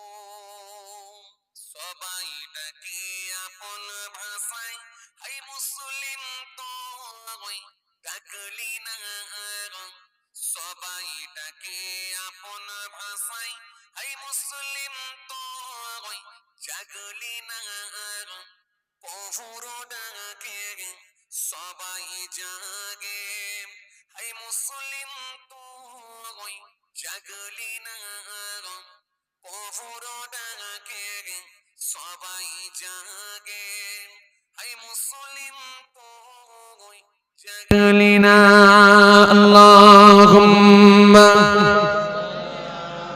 সাইয়্যিদানা মাওলানা মুহাম্মদ ওয়ালা আলি সাইয়্যিদানা মাওলানা মুহাম্মদ সাল্লাল্লাহু আলাইহি ওয়াসাল্লাম মিছে স্বপ্নের মায়ায় পড়ে নামাজ রোজা দিলি ছেড়ে মিছে স্বপ্নের মায়ায় পড়ে নামাজ রোজা দিলি ছেড়ে ত্যাগ করে দে মিছে স্বপ্ন একবার জেগে ওঠো না ত্যাগ করে দাও মিছে স্বপ্ন একবার জেগে ওঠো না প্রভুর ডাকে সবাই জাগে হাই মুসলিম তুই জাগলি না প্রভুর ডাকে সবাই জাগে হাই মুসলিম তুই জাগলি না বেভোর ঘুমে ঘুমিয়ে রইলি ঘুম কিরে তোর ভাঙল না প্রভুর ডাকে সবাই জাগে হাই মুসলিম তুই জাগলি না প্রভুর ডাকে সবাই জাগে হাই মুসলিম তুই জাগলি না আল্লাহুম্মা সাল্লি আলা وعلى آل سيدنا مولانا صلى الله عليه وسلم মাশাআল্লাহ আলহামদুলিল্লাহ অনেক সময় আপনারা দিয়েছেন শীতের রাত ঠান্ডার রাত তারপরও আপনারা এত সময় দিয়েছেন আল্লাহ মাহফিলকে কবুল করেন আল্লাহ আমাদের সকলকে বলার থেকে শোনার থেকে বেশি বেশি করে আমল করার তৌফিক দেন সকলে বলি আল্লাহুম্মা আমিন যাই হোক আলহামদুলিল্লাহ গত বছর আপনারা দান দিয়েছিলেন আপনাদের দানেতে আপনাদের মেহনতের পয়সায় আল্লাহ করিয়েছেন এত বড় সুন্দর মাহফিল অনুষ্ঠিত হয়েছে আবার এক বছর পর আল্লাহ রাজি হলে ইনশাআল্লাহ আবার এক বছর পরে মাহফিল অনুষ্ঠিত হবে আপনাদের দানেতেই হবে আলহামদুলিল্লাহ আপনারা দান দিতে ভালোবাসেন বলছিলাম বসিরহাট এলাকার মানুষ আর নতুন করে কিছু বোঝাতে হয় না যাই হোক দান তো দেবেন আমি জানি কিন্তু আগে কে দেবে দান তো দেবেন আমি জানি প্রথমে কে দেবে প্রথমে যদি কেউ দেয় তার বেনিফিট আবার আলাদা প্রথমে যদি কেউ দেয় তার বেনিফিট আলাদা কেন হযরত আবু হুরায়রা রাদিয়াল্লাহু তাআলা আনহু থেকে বর্ণিত একটা হাদিস এসেছে আল্লাহ রাসূল সাল্লাল্লাহু আলাইহি ওয়াসাল্লাম বলছেন কাউকে যদি নেক কাজের দিকে আহ্বান করা হয় ডাকা হয় তার ডাকে সাড়াদানকারী যে পরিমাণ সওয়াব পাবে যিনি ডেকে নেক রাস্তা দেখিয়ে দেবে মহান আল্লাহ খুশি হয়ে গিয়ে তাকে ডবল সওয়াবের হকদার করবেন মহান আল্লাহ খুশি হয়ে গিয়ে তাকে ডবল সওয়াবের হকদার করবেন মহান আল্লাহ খুশি হয়ে গিয়ে তাকে ডবল সওয়াবের হকদার করবেন মাশাআল্লাহ মাশাআল্লাহ সর্বপ্রথমই চাচা 1000 টাকা দিয়েছে আল্লাহ কবুল করে মাশাআল্লাহ মাশাআল্লাহ বাবাজি হ্যাঁ আল্লাহ মাশাআল্লাহ আলহামদুলিল্লাহ এই বছরে হজও করেছেন আল্লাহর কাবা বাইতুল্লাহ আল্লাহ সিফায়ে আজিলা দান হায়াতুত তাইয়্যিবা দান করুন দান তো দেবেন জানি প্রথমে কে দেবেন এই প্রথমে আপনাদের সঙ্গে আমি চাইবো এক বস্তা চাল 25 কিলো কে প্রথমে দেবেন হাত তুলে দেখান মাশাআল্লাহ মাশাআল্লাহ মাশাআল্লাহ এইখান থেকে এক আমাদের ওলিউল্লাহ ভাই প্রথমেই এক বস্তা 25 কিলো চাল দেবেন বলে ওয়াদা দিয়েছেন আল্লাহ কবুল করেন মাশাআল্লাহ মাশাআল্লাহ চালের খাতাতে যদি এখনো কেউ দেন ওই এক নম্বরই থাকবেন ইনশাআল্লাহ যেহেতু সাবজেক্ট চেঞ্জ হচ্ছে না এর ভিতরে আরেকজনা কেউ আছেন ইনশাআল্লাহ এক বস্তা ওইখান থেকে লেখেন ওই সেখান থেকে একটা লেখেন আমাদের তরিকুল সর্দার ভাই তিনিও এক বস্তা, আলহামদুলিল্লাহ, আল্লাহ কবুল করেন, 2 বস্তা হয়ে গেল। আচ্ছা, তার চালের খাতায় আর একজনা কেউ পারবেন না 1 বস্তা আল্লাহর রাস্তে? আর একজনা কেউ পারবেন না চালের খাতায় 1 বস্তা? আল্লাহ দিয়ে দেবেন, আল্লাহ দিয়ে দেবেন। আর একজনা চালের খাতায় আর একজনা বলেন ইনশাআল্লাহ 1 বস্তা। ওইখান থেকে একটা লেখেন, ওইখান থেকে আমাদের আক্তারুল ভাই মাশাআল্লাহ, তিনিও 1 বস্তা, 3 বস্তা হলো, আলহামদুলিল্লাহ, আল্লাহ কবুল করেন, 3 বস্তা হয়েছে। আর একটা নব লাশ, আর একটা লাশ দেখি কে পারে ইনশাআল্লাহ, কে পারে, কে পারে, কে পারে। 1 নম্বরই থাকবে, 1 নম্বরই থাকবেন। আর একজনা কেউ বলেন দেখি ইনশাআল্লাহ কে পারে, কে পারে, কে পারে, কে পারে। মাশাআল্লাহ, এখান থেকে এক যুবক ভাই, আলহামদুলিল্লাহ, আমাদের মোহতারাম মঈনুদ্দিন ভাই, আলহামদুলিল্লাহ, তিনিও 1 বস্তা, আল্লাহ কবুল করে। ও মঈনুদ্দিন ভাই আর কায়ুম ভাই মিলে, দুজন মিলে এবার 1 বস্তা দিয়েছে। তাহলে আলহামদুলিল্লাহ টোটাল 4 বস্তা হয়ে যাবে ইনশাআল্লাহ। ইনশাআল্লাহ আল্লাহ কবুল করেন, 4 বস্তা চাল হয়ে গেছে 1 নম্বরে, আল্লাহ কবুল করেন। একটু তাকবীর দেন, নারায়ে তাকবীর। এই ছেলেরা জোরে দেন নারায়ে তাকবীর, আওয়াজ দেন নারায়ে তাকবীর, জোরে দেন নারায়ে তাকবীর, নারায়ে তাকবীর। আল্লাহুম্মা আমিন। আল্লাহ আমার ভাইদের দানগুলোকে কবুল করে নিন, রুজিতে বরকত দিন, হালাল মালেতে বরকত দিন। ভাই বোন, দাদা, নানা, নানি যারা কবরে চলে গিয়েছেন, আল্লাহ পাক তাদের কবরগুলোকে নূরানুর দিয়ে ভরিয়ে দিন। কাল কিয়ামতের ময়দানে রাসূলুল্লাহর শাফাআত নসিব করে দিন, আমিন। লা ইলাহা ইল্লাল্লাহ মুহাম্মাদুর রাসূলুল্লাহ সাল্লাল্লাহু আলাইহি ওয়াসাল্লাম। দানকারীকে আল্লাহ বড় ভালোবাসেন। কোরআন শরীফের মধ্যে আল্লাহ বলেছেন, ইয়ামহাকুল্লাহু রিবা ওয়া ইরবিস সাদাকা আল্লাহু ইউহিব্বু কুল্লা কাফারিন আতীম। কোরআন শরীফের মধ্যে আল্লাহ বলেছেন, ওয়া হালাল্লাহুল বাই'a ওয়া হারামার রিবা। কোরআন শরীফের মধ্যে আল্লাহ একাধিক জায়গায় আয়াত দিয়েছেন, নবী হাদিস দিয়েছেন, ইন্না নাতাসাদদাকু লিমাউতিন হাল ইয়াসিলু ইলাইহি ক্বালা ইয়াসিলু ইলাইহি ওয়া ইয়াফরাহুনা কামা তাফরাহুনা বিল হাদায়া। হাদিস এসেছে, এর দান সদকা সম্পর্কে একাধিক হাদিস, একাধিক কোরআনের আয়াত এসেছে। জি, রাসূল বলেছেন 7টা সাদকায়ে জারিয়ার কাজ আছে। একটা যদি পৃথিবীর জমিনে কেউ করে যেতে পারে, কবর থেকে নিয়ে কিয়ামত পর্যন্ত সওয়াব জারি থাকবে। মান আল্লামা ইলমান আও কাসারা নাহরা আও হাফারা বীরা আও গারাসা নাখলা আও বানা মসজিদা আও ওয়ারাসা মাসহাফা আও তারাকা ওয়ালাদ ইস্তাগফিরু লাহু বা'দা মাউতিহি। নবী বলে 7টা সাদকায়ে জারিয়ার কাজ আছে, তার মধ্যে একটা যদি কেউ করে যেতে পারে, কবরে পড়ে পড়ে সওয়াব জারি থাকে। তার মধ্যে একটা কি, ওয়ালাদ সালিহ, নেক্সট সন্তান যদি পৃথিবীর জমিনে কেউ রেখে যেতে পারে, যে সন্তানটা মৃত্যুর পরে বাপের কথা মনে পড়ে যায়, বাপের কথা মনে পড়ে, মায়ের কথা মনে পড়ে, দাদা দাদির কথা মনে করে, আত্মীয়দের কথা মনে পড়ে, হকগুলোকে মনে করে তাদের জন্য কিছুটা হলো সবরেশানি দান খায়রাত করে দেয়, এই রকম সন্তান পৃথিবীতে রেখে যাওয়া, এটাও হলো একটা সাদকায়ে জারিয়ার কাজ। এইজন্য বাবাজি, আমার ভাইরা, এরকম নেক্সট সন্তান কেউ আছেন বাবাজি, আপনারা তো চাল দিয়েছেন আলহামদুলিল্লাহ। এবারে 2 নম্বরে, দ্বিতীয় নম্বরে 1 বস্তা আলু পারবেন? একটা বলেন দেখি, ইনশাআল্লাহ দেবো 1 বস্তা আলু 1 বছর পরে, আল্লাহ দিয়ে দেবে। দেখি ইনশাআল্লাহ কে পারে 1 বস্তা আলু। ফার্স্ট সেকেন্ড থার্ড প্রাইজ একই, ফার্স্ট সেকেন্ড থার্ড প্রাইজ একই। 2 নম্বরে 1 বস্তা আলু দেখি, মাশাআল্লাহ, আমাদের করিমুল্লাহ মোল্লা ভাই।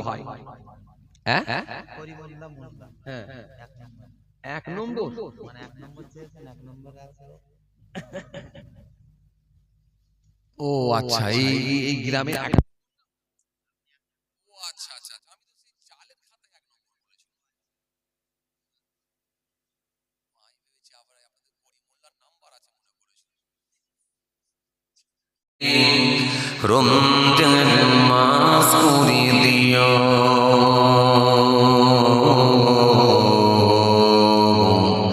জুম্মার দিন করে দিও,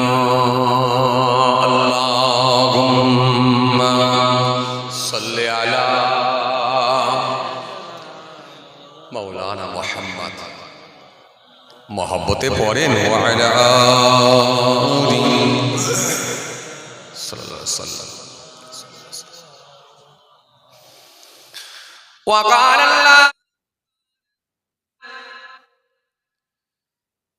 كلامه المجيد والفرقان الحميد إن الله لا يغفر أن يشرك به ويغفر ما دون ذلك لمن يشاء ومن يشرك بالله فقد افترى إثما عظيما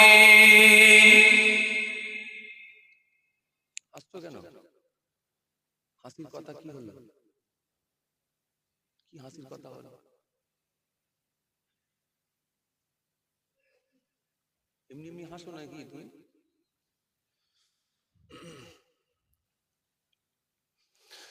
وقال النبي صلى الله عليه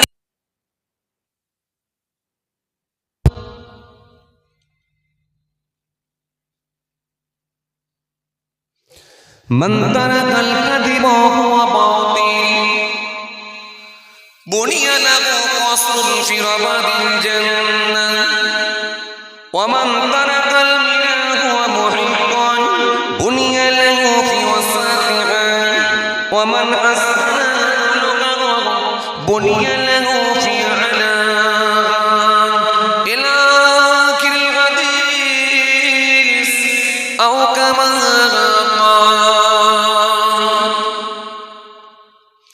प्यारे हाज़िरान मजलिस शुद्धियो दीनदार ईमानदार परहेजगार मुत्तकी बयोज्येष्ठ आल्लाहওয়ালা প্রবীণ মানুষেরা আজকের মাহফিলে বসে থাকা নামাজি রোজাদার দিনদার খোদাভীরু আল্লাহওয়ালা বাবাজিরা বয়োজ্যেষ্ঠ প্রবীণ মানুষেরা আমার পিতৃতুল্য বাপেরা জওয়ান যুবক সাথী মহব্বতের ভাইরা তরুণ যুবকেরা আমাদের ঘরের সন্তানেরা আমার ছোট ছোট ভাই বোনেরা দূর দূরান্তে বাড়িতে বসে থাকা আমার মা বোন বেটিরা আজকের মাহফিলে বসে থাকা জ্ঞানীগুণী মানুষ শিক্ষিত মানুষ এডুকেটেড মানুষ সোশ্যাল মানুষ কাজের মানুষেরা ধার্মিক আল্লাহওয়ালা মানুষেরা বিশিষ্ট ব্যক্তিরা হাফেজে কোরআন ওলামায়ে কেরাম হুফাজে কেরাম আল্লাহ পাকের হাজি বান্দা গণেরা খাস করে এই মহল্লার ইমাম আমাদের সকলের কাছে অত্যন্ত প্রিয় খুব সম্মানীয় ব্যক্তি শ্রদ্ধার পাত্র মোহতারাম ইমাম সাহেব ভাইয়া সবাইকে আমি আমার অন্তঃস্থল থেকে অনেক অনেক সালাম শুভেচ্ছা ভালোবাসা জানিয়ে খুব অল্প সময় সংক্ষিপ্ত কিছু বয়ান করে আপনাদের খেদমত থেকে বিদায় সেই সাথে সাথে আরো জানাই যারা আরিফ লোকে নাই আল্লাহর জামিন ছেড়ে বিদায় নিয়েছেন নশ্বর ধাম ত্যাগ করেছেন ধরাধাম ত্যাগ করেছেন আমাদের থেকে যারা পৃথক হয়ে গেছেন মাত্র ৩.৫ হাত জায়গা অধিকার করে অপেক্ষায় রত এই খড়গাছি গ্রামের কবরস্থানে অপেক্ষায় রত ইন্তজার করছেন ওয়েট করছেন সে কিয়ামতের দিনের জন্য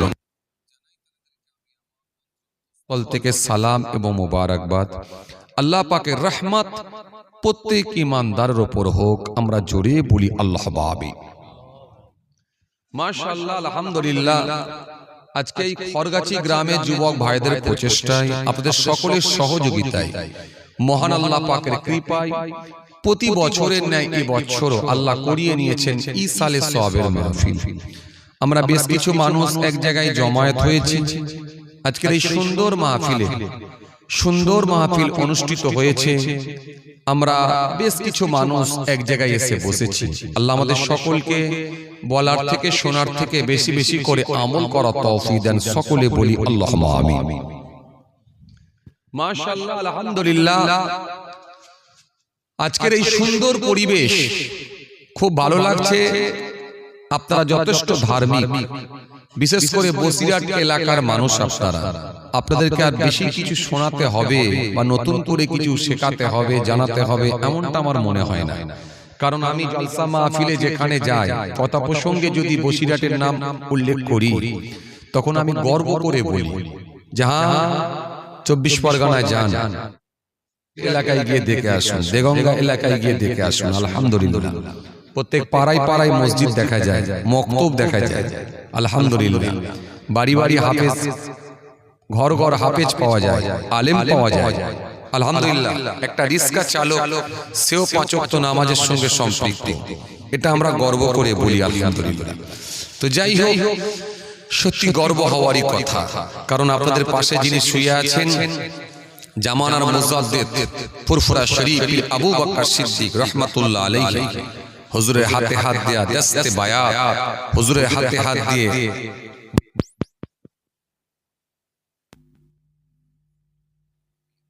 আল্লামা রুহুল আমিন রাহমাতুল্লাহ আলাইহি এই বসিরাটের শান, বসিরাটকে রওশন করে দিয়েছেন, বসিরাটকে আলো করে দিয়েছেন। এজন্য আপনারাও যে সব এলাকায় যান, গিয়ে বসিরাটের নাম বললে মানুষজন আপনাদের সামনে হাসি মুখে তাকিয়ে থাকে, আল্লামা হুজুরের বাড়ির পাশাপাশি নাকি, এটা আমাদের মনটা বড় হয়ে যায়। ফুরফুরা শরীফ দাদা হুজুর পীর কেবলা রহমাতুল্লাহ আলাইহি, হুজুরের নেক ফায়েজ, বসিরাট হুজুরের নেক ফায়েজ, আলহামদুলিল্লাহ বসিরাটকে আল্লাহ কবুল করে নিয়েছে। ভাইরা আমার, বন্ধুরা আমার, সাথী মহব্বতের ভাইরা, গুনাহগার এসেছি আপনাদের সামনে, আপনাদের ছেলে, আপনাদের ভাই।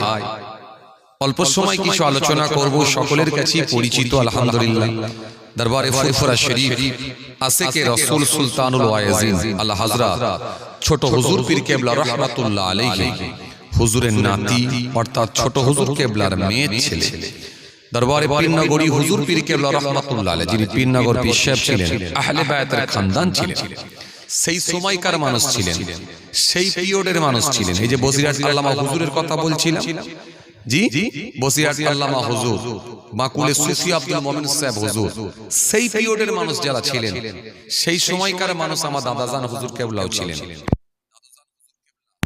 দাদা হুজুর কেবলার হাতে হাত দিয়ে তিনিও বায়াত ছিলেন কলকাতার 9 নম্বর হালদালে, অনেকে মায়াপুর পীর সাহেব বলে যায়। জবরদস্ত আল্লাহর ওলি ছিলেন, জানা যায় কম বেশি প্রায় 12 লক্ষ মানুষের সমাগম হয়েছিল। মহান আল্লাহর ইচ্ছায় হুজুরুল্লাহ লাস মুবারক আল্লাহ পাক 3 দিন টাটকা অবস্থায় রেখেছিলেন, উইদাউট এসি, উইদাউট বরফ, উইদাউট মেডিসিন, ওষুধ ছাড়া, বরফ ছাড়া, মেডিসিন ছাড়া আল্লাহ পাক টাটকা অবস্থায় রেখেছিলেন। আমি সে হুজুর কেবলার পৌত্র অর্থাৎ ছেলে, আপনাদের ছেলে, আপনাদের ভাই গুনাহগার পীরজাদা মাহফুজুল্লাহ হুসাইনি এসে হাজিরা দিয়েছি। অল্প সময় কিছু আলোচনা করে দোয়া হয়ে যায়। শীতটাও বেড়েছে, ঠান্ডাটাও, জি কদিন হলো ঠান্ডাটাও খুব বেড়েছে, আল্লাহর হুকুম। জি একটু তো ঠান্ডা জানিয়ে দিয়ে যাবে, একটা তো আছেই ব্যাপার, মৌসুম চেঞ্জ হচ্ছে যখন, বুঝিয়ে দিয়ে তো যাবে, তাই সিস্টেম, আল্লাহর হুকুম। যে তো যাই হোক, আলহামদুলিল্লাহ ভাইরা আমার, চলুন ভূমিকায় আর লম্বা করবো না, আস্তে আস্তে একটু সাবজেক্টের দিকে এগিয়ে যাই। আজকের আলোচনার কি পাঠ রাখি সেটাই আমি ভাবছি। গত কয়েকদিন আগে এই পাশে এসেছিলাম, শিরক সম্পর্কে আলোচনা করেছিলাম, মনে হয় সম্ভবত একটা মসজিদের সামনে প্রোগ্রাম হচ্ছিল, শিরক সম্পর্কে আলোচনা করেছিলাম। শিরকি আকবার, শিরকি আসগার, শিরক কয় প্রকার, শিরক কতটা ভয়ানক ইত্যাদি বিষয় নিয়ে আলোচনা করেছিলাম। মনে রাখবেন, ওয়াজের একটা টপিক থাকে, একটা বিষয় থাকে, একটা বিষয়ের উপর আলোচনা করলে, টপিকের উপর আলোচনা করলে সেখান থেকে আমরা কিছু শিক্ষামূলক আলোচনা পাই, এটা হয়। আর ইসলামের সার্কেল গন্ডিটা তো অনেক বড়, ইসলামের সার্কেল গন্ডিটা অনেক বড়। আমার ইসলাম ধর্মটা তো কাল্পনিক ধর্ম নয়, ইসলাম ধর্ম এমন একটা ধর্ম, আল্লাহর কাছে মনোনীত ধর্ম, আল্লাহর কাছে মনোনীত ধর্ম। কোরআন শরীফের মধ্যে আল্লাহ রাব্বুল আলামিন বলেছেন 3 পারা 11 পৃষ্ঠা, ইন্নাদ দীনা ইনদাল্লাহিল ইসলাম। আল্লাহ বলেন আমার কাছে মনোনীত ধর্ম, শ্রেষ্ঠ ধর্ম সেটা হলো ইসলাম ধর্ম। গোটা পৃথিবীতে কম বেশি প্রায় 4 থেকে 4.5 ধর্ম আছে। গোটা পৃথিবীতে কম বেশি প্রায় 800 থেকে 850 কোটি মানুষের বসবাস, কিন্তু 4 থেকে 4.5 ধর্ম থাকলেও কিন্তু আল্লাহ নিজে বলছেন আমার কাছে শ্রেষ্ঠ ধর্ম, মনোনীত ধর্ম সেটা হলো ইসলাম ধর্ম। ইসলাম এমন একটা ধর্ম, ইসলামের মধ্যে কোনো ভেজাল স্পর্শ করতে পারে না। আর আপনি আপনার বিবেককে যদি একটু কোশ্চেন করেন, আপনার বিবেকই আপনাকে অ্যানসার দেবে যে তুমি শ্রেষ্ঠ ধর্মটা পেয়েছো। আপনি যে দিক দিয়ে প্রশ্ন করবেন, যে অ্যাঙ্গেলে প্রশ্ন করবেন, আপনার বিবেক আপনাকে বলবে শ্রেষ্ঠ ধর্মের মানুষ তুমি। জি একটা মানুষ যখন মারা যায়, তার করণীয় সিস্টেম কি কি তার করণীয় কাজগুলো কি কি থাকে, তার করণীয় কি কি কি কাজ করতে হয়। কোশ্চেন করুন, ইসলাম ধর্ম অবলম্বী যারা আর ভিন্ন ধর্মের মানুষ যখন মারা যায় তার পদ্ধতি সিস্টেম করণীয় কি কি কম্পেয়ার করুন।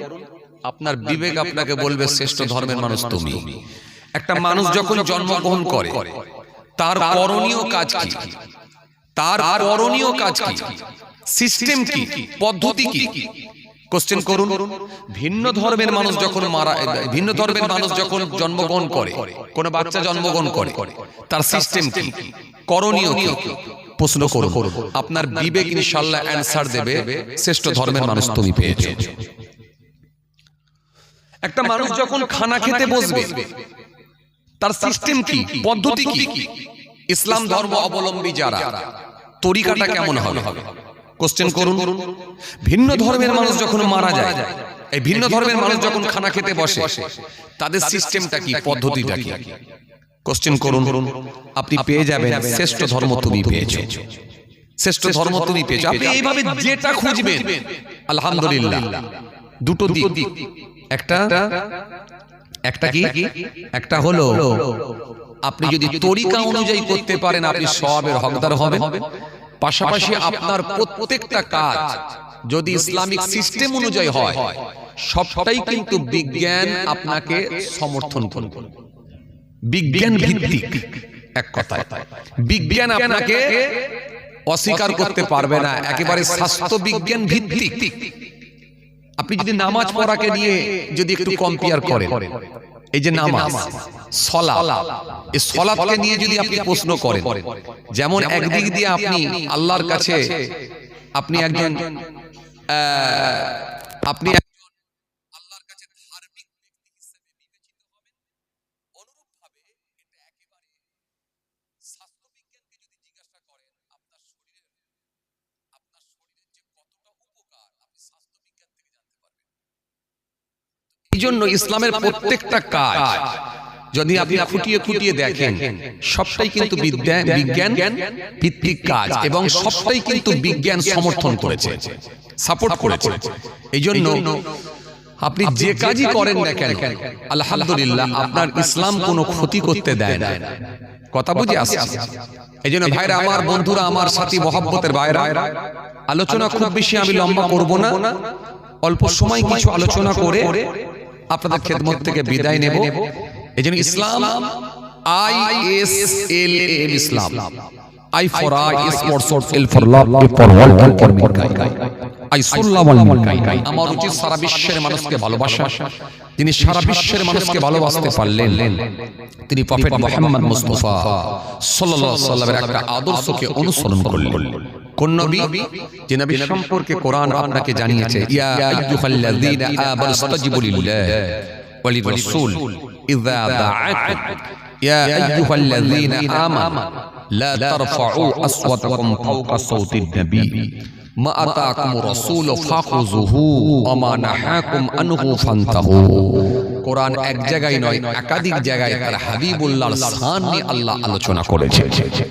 এজন্য পৃথিবীর জমিনে শ্রেষ্ঠ ডক্টর, শ্রেষ্ঠ মাস্টার, শ্রেষ্ঠ ইঞ্জিনিয়ার, শ্রেষ্ঠ উকিল, শ্রেষ্ঠ হাকিম, শ্রেষ্ঠ কবিরাজ আপনি যে অ্যাঙ্গেলে আমার নবী থেকে ধার করবেন আলহামদুলিল্লাহ আমার নবী কি আল্লাহ উস্তাদ হিসাবে পৃথিবীর জমিনে প্রেরণ করেছিলেন।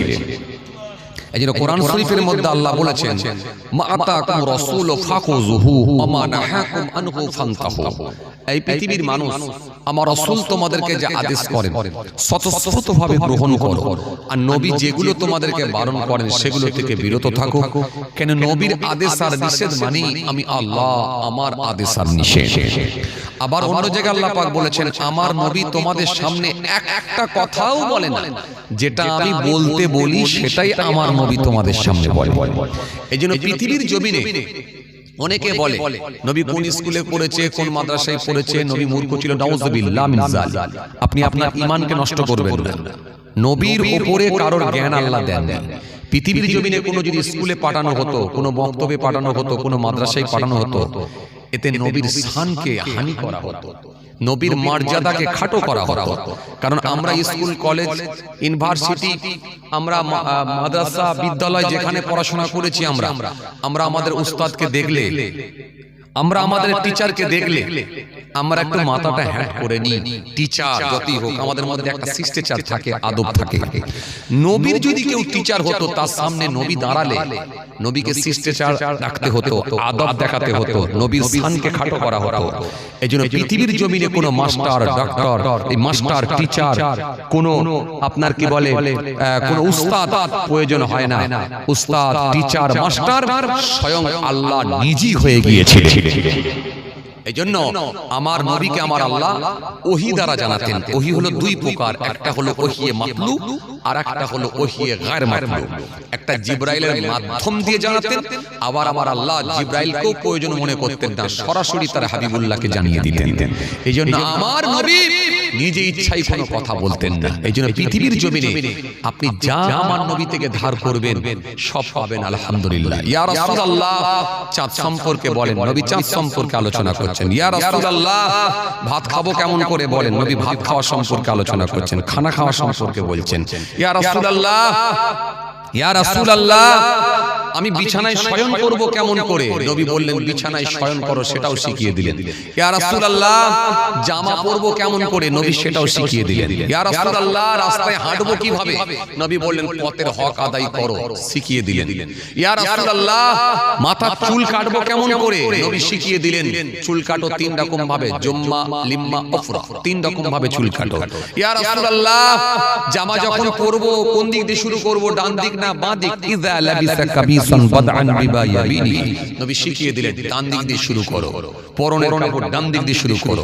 সুতরাং ইয়া রাসূলুল্লাহ যা আপনি আমার নবী থেকে চাইবেন সব পাবেন। ইয়া রাসূলুল্লাহ বিজনেস করব কি করে, ব্যবসা করব কি করে, নবী শিখিয়ে দিলেন ব্যবসা করো, চাপ নেই, তরিকা অনুযায়ী করো। এই যে ব্যবসা করতে গেলে আল্লাহ রাসূল শিখিয়ে দিলেন কতগুলো শর্ত আপনাকে মেনে ব্যবসা করতে হবে। শর্ত মেনে যদি আপনি ব্যবসা করতে পারেন, সেই ব্যবসাটাও আপনার ইবাদত বলি গণ্য হয়ে যাবে। কথা কিছু বুঝতে পারছেন? ইসলামে প্রত্যেকটা কাজ ইবাদত বলে গণ্য হবে যদি নবীর তরিকা হয়, নবীর নকশাই যদি হয়, নবীর তরিকাই যদি হয়, প্রত্যেকটা কাজ ইবাদত বলে আল্লাহ গণ্য করে নেবেন। আপনি মনে করছেন যে শুধু নামাজ পড়লে ইবাদত, শুধু মুখে দাড়ি রাখলে আল্লাহ খুশি হয়, নামাজ পড়লে রোজা রাখলে এই পর্যন্ত ইসলাম শেষ। না না না, তাহলে আমার ইসলামকে আপনি ছোট করে দিলেন, ইসলামের সার্কেলকে আপনি ছোট করে দিলেন। এর সার্কেল বৃহৎ, এর সার্কেল অনেক বড়, এর গভীরতা অনেক। এজন্য প্রত্যেকটা কাজ যদি নবিয়ানা তরিকায়, নবিয়ানা নকশায় হয়, সেটাই আল্লাহর দরবারে ইবাদত বলে গণ্য হবে। কথা কিছু বুঝে আসছে? এইজন্য রাসূল জানিয়েছেন আল কাযিবু হাবিবুল্লাহ, শ্রমিক হলো আল্লাহর দোস্ত, শ্রমিক হলো আল্লাহর বন্ধু। যে শ্রমিকটা নিজে হাতে মেহনত করে হালাল খাদ্য ভক্ষণ করেছে, নিজে মেহনত করে খেয়েছে, ওই ধার্মিক শ্রমিকটা হলো আল্লাহর দোস্ত, আল্লাহর বন্ধু হিসাবে আল্লাহ কবুল করে নেয়। কথা কিছু বুঝতে পারছেন? আমরা কি মনে করি বলেন তো, হুজুর সাহেব মানে আল্লাহর কাছে প্রিয় ব্যক্তি হয়ে গেছে, হাফেজ সাহেব মানে আল্লাহর কাছে প্রিয়, হাজী সাহেব মানে আল্লাহর কাছে প্রিয়, পীর সাহেব মানে আল্লাহর কাছে প্রিয়। আর আমি একটা খেটে খাওয়া মানুষ, রাজমিস্ত্রির কাজ করি, আমি একজন রং মিস্ত্রির কাজ করি, আমি একটা সেই লেবার লেভেলের মানুষ, আমি একটা ছোটখাটো মানুষ, নিজেকে আপনি ছোট করে নিচ্ছেন। কিন্তু না, আমার আল্লাহ আপনাকে ছোট করেননি, আমার আল্লাহ আপনার মর্যাদা স্থানকে কমিয়ে দেননি, বরং আপনি ধার্মিক হয়ে যদি আপনি শ্রমিক হতে পারেন, ওই ধার্মিক শ্রমিকটাকে আমার আল্লাহ বন্ধু হিসাবে কবুল করে নেন। সামান্য দেশের মন্ত্রীরা ছোট জাতের মানুষদেরকে পছন্দ করে না, কথা বলে। দেশের সরকার ছোট জাতের মানুষকে পছন্দ করে না, চলছে ছোট জাত বড় জাত চলছে না, এগুলো চলছে। জি, সাদা চামড়া কালো চামড়ার মধ্যে পৃথক করে দেওয়া হচ্ছে, আলাদা করে দেওয়া হচ্ছে, চলছে। কিন্তু আমার ইসলাম কাউকে ছোট করেনি, খাটো করেনি। তার জবাব আপনি মিলে নেন। নামাজ পড়তে গেলে আপনার পাশে একটা লেবার শ্রেণীর মানুষের দাঁড়াবার অনুমতি আছে, সেখানে কোনো পৃথক নাই, আলাদা নাই। কে বাদশা, কে আমির, কে ফকির, কোনো তফাৎ নাই। আল্লাহর দরবারে সবাই গোলাম, সব গোলাম। নামাজে দাঁড়িয়ে গেছো মানে সব গোলাম। ভাইরা আমার, বন্ধুরা আমার, সাথী মহব্বতের ভাইরা, যে কথা বুঝাতে চাইছিলাম আজকে, তাহলে আমি একটু ব্যবসা প্রসঙ্গ নিয়ে আলোচনা করি। ব্যবসা কেন? আমাদের এখানে তো ব্যবসায়ী মানুষ বেশি, বিভিন্ন আপনার কর্মের সঙ্গে যুক্ত থাকা মানুষ আপনারা। কেন? মনে রাখবেন, এমনি তো সংখ্যালঘুদের চাকরি বাকরি ঠিক মতো হয়নি, একেবারে পার্সেন্টেজ কম। জি, সারা গ্রাম খুঁজলে হয়তো হাতে গোনা কতগুলো হতে পারে, 2-4 জন সারা গ্রাম খুঁজলে। তাহলে আমরা মোটামুটি সব খেটে খাওয়া মানুষ, বিভিন্ন রকম কর্মের সঙ্গে যুক্ত। তো সুতরাং ইসলামে ব্যবসা করার তরিকাটা কেমন? ধনের চাবিকাঠি হলো ব্যবসা, ধনের চাবিকাঠি হলো ব্যবসা। হ্যাঁ, ব্যবসা করো। আয় আমার সাহাবীরা, তোমরা ব্যবসা করো।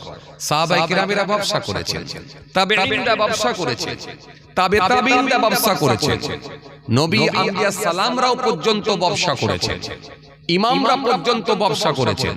জগৎ বিখ্যাত ইমামে আবু হানিফা রাহমাতুল্লাহ আলাইহি, জি জগৎ বিখ্যাত ইমামে আবু হানিফা রাহমাতুল্লাহ আলাইহি, এশিয়া মহাদেশে গোটাটাই জিনার মশলা চলে কম বেশি, সারা ওয়ার্ল্ডে জিনার নাম। পৃথিবীর যে কোনো দেশে আপনি যান, যে কোনো কান্ট্রি, যে কোনো দেশে আপনি যান, ইমামে আবু হানিফা রাহমাতুল্লাহ আলাইহির নাম পাবেন। সুতরাং এত বড় একজন ইমাম, তিনিও ব্যবসা করেছেন, কাপড়ের ব্যবসা। নবী ইদ্রিস আলাইহিস সালাম তিনি করেছেন সেলাইয়ের ব্যবসা করেছেন। কেউ করেছেন খেজুরের ব্যবসা, সাহাবায়ে কেরামেরা খেজুরের ব্যবসা করেছেন, আটার ব্যবসা করেছেন, গমের ব্যবসা করেছেন, ছাগলের ব্যবসা করেছেন। সুতরাং আপনিও ব্যবসা করতে পারবেন নিশ্চিতভাবে, ব্যবসা করলে কোনো সমস্যা নাই, তবে নবিয়ানা তরিকায়। নবিয়ানা তরিকাতে যদি আপনাকে ব্যবসা করতে হয়, কতগুলো শর্ত আপনাকে মানতে হবে। এক, ব্যবসা যখন আপনি করবেন হালাল তরিকায় হতে হবে। এক, হালাল তরিকায় আপনাকে ব্যবসা করতে হবে। দ্বিতীয় নাম্বার, যখন আপনি ব্যবসা করবেন আপনাকে মাথায় রাখতে হবে ফরজ, ওয়াজিব আর সুন্নতে মুআক্কাদা, এই তিনটি কিন্তু আপনি ছেড়ে দিতে পারবেন না। মনে রাখতে হবে, এই তিনটি কিন্তু আপনি ছাড়তে পারবেন না। এরপরে নফল যদি আদায় করেন আলহামদুলিল্লাহ, অসুবিধা নাই। আপনি যদি মুস্তাহাব গুলো করেন আলহামদুলিল্লাহ, আপত্তি নেই। কিন্তু ব্যবসা করতে গিয়ে আপনি কোনো অজুহাতে ফরজ, ওয়াজিব আর সুন্নতে মুআক্কাদা এটা কিন্তু ছেড়ে দিতে পারবেন না। তৃতীয় নাম্বার, 3 নম্বরে হলো ব্যবসা করতে হলে আপনাকে মনে রাখতে হবে কোনো হারাম মাল আপনি বিক্রি করতে পারবেন না। 2 নম্বরে কি? কোনো মাকরু মাল আপনি বিক্রি করতে পারবেন না। তৃতীয় নাম্বার, 3 নম্বরে কি? 3 নম্বরে হলো আপনি কোনো সন্দেহযুক্ত ব্যবসা করতে পারবেন না। ব্যাস। চতুর্থ নাম্বার, 4 নম্বর শর্ত কি? 4 নম্বর শর্ত হচ্ছে আপনি ব্যবসা করবেন, প্রত্যেকের হকগুলোকে আপনাকে আদায় করতে হবে। বাবা মা বেঁচে থাকলে, আব্বা মা বেঁচে থাকলে আব্বা মায়ের হক আছে না? নাই আছে না? হ্যাঁ, ওয়াবিল ওয়ালিদাইনি ইহসান কোরআনে এসেছে, আল্লাহ বলেছেন ওয়াবিল ওয়ালিদাইনি ইহসান। একাধিক জায়গায় আল্লাহ আয়াত দিয়েছেন পিতামাতা সম্পর্কে, নবী হাদিস দিয়েছেন নবী। তো সুতরাং বাপ মার গুরুত্ব থাকবে। ব্যবসা করতে গেলে পিতামাতার সঙ্গে সৎ আচরণ, সৎ ব্যবহার, ভালো ব্যবহার, তাদের হক আদায়। আমরা তো সমাজের দিকে তাকালে দেখতে পাই ইমাম সাহেবের জন্য ভালো খাবার নিয়ে এসে দিচ্ছে, আমার মতো হুজুরের জন্য ফলের প্যাকেট নিয়ে চলে আসছে, পাঞ্জাবি চিট নিয়ে চলে আসছে, হায়দ্রাবাদে থাকে পাঞ্জাবি চিট নিয়ে চলে আসছে, এসে ইমাম সাহেবকে দিচ্ছে কিংবা আমার মতো হুজুরকে দিচ্ছে। কিন্তু খবর নিয়ে দেখা যাচ্ছে বাপের সঙ্গে কথা নাই, বিরাট কথা বলে, বাপের সঙ্গে কথা নাই, যে বাপের সঙ্গে কথা বলে না। এই কয়েকদিন আগে আমাকে লোক বলছে হুজুর একটু বলবেন মা বাপ নিয়ে। আমি কেন, কি হয়েছে? বলে বাবার সঙ্গে কথা বলে না, ভাত দেয় না। আর ইমাম সাহেবের সঙ্গে বিরাট খাতির, হুজুরদের সঙ্গে বিরাট খাতির। বাপকে ভাত দেয় না, মাকে ভাত দেয় না। বাপ মরে গেছে, এত বড় করে খানা করেছে, 37 হাঁড়ি খানা, শুধু পাড়া না গোটা গ্রামকে খাইয়ে দিয়েছে বিরিয়ানি। কি খাওয়ায় না, লোকে হাত চুষে খাচ্ছে আর হাত মুছে যাচ্ছে, যেতে যেতে বলছে না গো ছেলেটা দিল আছে, আমাদেরকে যদি এরকম খাওয়ায় তাহলে বাপকে কেমন খাইয়েছে একবার চিন্তা করো। কথা বলে ও ছেলেটা যে জীবনে আর কোনোদিন খাওয়াবে না, এটা লাস্ট খাওয়াচ্ছে, ভালো করে খাওয়াচ্ছে আর গ্রামকে জানাচ্ছে, এটা সে ছাড়া আর কে জানে? আর একজন জানে, তিনি বলেন আল্লাহ। ইন্নাল্লাহা কানা সামিয়াম বাসীরা, তিনি সমস্ত কিছু শোনেন এবং দেখেন, তিনাকে লোকানোর কোনো জায়গা নাই। তো ভাইরা আমার, যে কথা আপনাদের বুঝাতে চাইছিলাম, খেয়াল করেন, তাহলে পিতা মাতার হক, এই হক আদায় করতে হবে। বিবি বাল বাচ্চা যারা আছে তাদের হক আদায় করতে হবে, এবং আত্মীয় থাকলে আত্মীয়দের হক আদায় করতে হবে, এবং প্রতিবেশীর হক আদায় করতে হবে। যদিও হক সম্পর্কে আমি পূর্বের ক্যাসেটে আলোচনা করেছি, পীরজাদা মাহফুজুল্লাহ হুসাইনি বলে সার্চ করবেন এবং হক সংক্রান্ত বিষয় নিয়ে আপনি লিখবেন, ব্যাস পেয়ে যাবেন। হক সম্পর্কে ডিটেইলস আলোচনা করা আছে পূর্বের ক্যাসেটে। আজকে ওই পার্টটা নিয়ে আমি যাচ্ছি না, তাহলে আবার এই পার্টটা বোঝাতে পারবো না, কারণ একটা যদি পার্ট নিয়ে আলোচনা করি এমনি 2-3 ঘন্টা চলে যায় কোন দিক দিয়ে সময়। কথা ঠিক কি না? তো ভাইরা আমার, যে কথা আপনাদের বুঝাতে চাইছিলাম, তাহলে প্রত্যেকের হক আদায় করতে হবে, এটা চতুর্থ নাম্বার হলো শর্ত। আর পঞ্চম নাম্বার হলো, একটা ব্যবসায়ী যখন হালাল ব্যবসা করবে, তার হালাল টাকাটা দিয়ে হারাম পথে কখনো ব্যয় করতে পারবে না। কথা মনে বুঝতে পারেনি? বুঝতে পেরেছেন? হালাল ইনকাম করে হারাম পথে ব্যয় করতে পারবে না। যেমন আমি একটা মিসাল দিতে পারি, আপনি হালাল ইনকাম করেছেন কিন্তু হালাল টাকা নিয়ে লটারি টিকিট কাটতে পারবেন না, তাহলে হারাম পথে হয়ে গেল। এইভাবে যত হারাম কাজ আছে, কোন হারাম কাজে সে ব্যয় করতে পারবে না। এই 5টা শর্ত মেনে আপনাকে ব্যবসা করতে হবে। কথা বুঝতে পারছেন ভাইরা আমার? তার ভেতরে আপনাকে আমি কি বলেছিলাম? তার ভেতরে বলেছিলাম যে ফরজ, ওয়াজিব আর সুন্নতে মুআক্কাদা ছাড়া যাবে না, কোনো অজুহাতে আপনি ছাড়তে পারবেন না। এবারে মনে রাখবেন ফরজ কোনগুলো, একটা কথা মনে রাখবেন, যেগুলো আল্লাহ পাক রব্বুল আলামিন কোরআনের মাধ্যম দিয়ে বান্দাদেরকে আদেশ করেছেন বা নির্দেশ দিয়েছেন, সেটাই কিন্তু আমাদের জন্য ফরজ হয়ে গেছে। এবং যেগুলো অকট্ট দলিল, একবার কোরআন হাদিসে যেগুলো আদেশ করতে করা হয়েছে, সেটাই কিন্তু ফরজ বলে গণ্য হয়েছে। আর ওয়াজিব কোনগুলো? মনে রাখবেন, ওয়াজিবের গুরুত্ব অনেক বেশি, কিন্তু ফরজের সমতুল্য নয়। কিন্তু ফরজ এর গুরুত্ব অনেক বেশি। তবে ওয়াজিব যদি কেউ ছেড়ে দেয়, ওয়াজিব ছেড়ে দিলে কি হবে? কবিরা গুনাহ হবে। আর ওয়াজিবকে যদি কেউ ইনকার করে, ওয়াজিবকে যদি কেউ ইনকার করে, ইনকার করলে কি হবে? সে ফাসিক হয়ে যাবে। আর ফরজকে যদি কেউ ছেড়ে দেয়, কবিরা গুনাহ তো হবেই, পাশাপাশি ফরজকে যদি কেউ ইনকার করে, সে কাফের হবে। কথা বুঝে আসছে না কি বলছি? যেমন ধরেন নামাজ, এটা ফরজ, আল্লাহ ফরজ করেছে। এই ফরজ নামাজ যদি কেউ পড়তে না পারে, পরে কেঁদেছে, মাফ চেয়েছে, আল্লাহ মাফ করনে ওয়ালা, আবার কাজা ঘুরিয়ে পড়েছে, কিন্তু সেই ভুলটাকে সে ভুল বলে মেনে নিয়েছে, সে অনুতপ্ত হয়েছে, ব্যথিত হয়েছে যে আমার জোহরের নামাজটা যে কোনো ভাবে হোক কাজা হয়ে গেছে, এই ব্যথিত হয়েছে। কিন্তু নামাজ সম্পর্কে যখন সে খারাপ মন্তব্য করবে, নামাজ সম্পর্কে নিয়ে যখন বেফাস মন্তব্য করবে বা এমন কথা বলে ফেলবে, বা নামাজকে নিয়ে সে ইনকার করলো, কিছু একটা এমন বেফাস কথা বলে ফেলবে, এতে সে কাফের হয়ে যাওয়ার সম্ভাবনা থাকতে পারে। কেন? ইনকার করলে ফরজকে নিয়ে, যেগুলো ফরজ করা হয়েছে সেগুলোকে যদি ইনকার করে, তাহলে সে কাফের হয়ে যাবে। এজন্য ফরজ ওয়াজিবকে ইনকার করা যাবে না, আর ছেড়ে দিলে ইচ্ছাকৃত হবে কবিরা গুনাহ হবে, ছাড়া যাবে না, আপনাকে আদায় করতে হবে। এরপরে কি? যদি বাই চান্স যদি কোনো কারণবশত ফসকে গেছে, ছেড়ে গেছে, আল্লাহর কাছে মাফ চেয়ে নেওয়া এবং তার করণীয় কি আছে সেটা জেনে তার পরিপ্রেক্ষিতে করে নেওয়া। কথা কিছু বুঝতে পারছেন? ফরজ আর ওয়াজিবের গুরুত্ব অনেক বেশি। এবারে ফরজ যেমন 5 ওয়াক্তের নামাজ ফরজ, রমজান মাসে রোজা ফরজ, এইভাবে যেমন হজ করতে গেলে হজের ফরজ আছে, উমরা করতে গেলে উমরার ফরজ আছে, এইভাবে যদি আপনি দেখেন একাধিক ফরজ কাজ আছে। যেমন জীবনে কলমা শরীফটা একবার পড়া হলো ফরজ, কলেমার উপরে মৃত্যু পর্যন্ত বিশ্বাস স্থাপন করা হলো ফরজে দাইন। এইজন্য একাধিক ফরজ আছে, এই ফরজগুলোকে আপনাকে কিন্তু আদায় করতে হবে। ফরজ আপনি ছাড়তে পারবেন না, কথা বুঝে আসছে? যেমন 5 ওয়াক্ত নামাজ এর মধ্যে কিন্তু ফরজ, যেগুলো আমাদেরকে সাধারণত ভাবে একটা মানুষকে কন্টিনিউ করে যেতে হয়। বছরে 1 মাস রোজা এবং 5 ওয়াক্তের নামাজ, দৈনিক 5 ওয়াক্তের নামাজ আদায় করা। এই যে 5 ওয়াক্তের নামাজ, এটা কিন্তু ফরজ। এই ফরজকে আবার দুটো ভাগে ভাগ করা হয়েছে, একটা হলো ফরজে আইন আর একটা হলো ফরজে কিফায়া।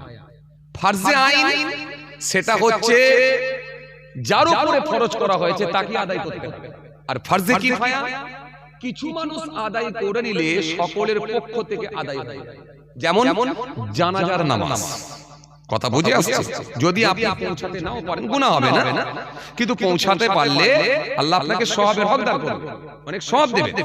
কিন্তু যদি আপনি না পৌঁছাতে পারেন গুনাহগার হবেন না। এটা যেহেতু ফরজে কিফায়ার নামাজ, কমপক্ষে যদি 3 জন মিলেও আদায় করে জানাজার নামাজ আদায় হয়ে যাবে, গোটা গ্রামবাসীর পক্ষ থেকে আদায় হয়ে যাবে, কথা বুঝে আসছে?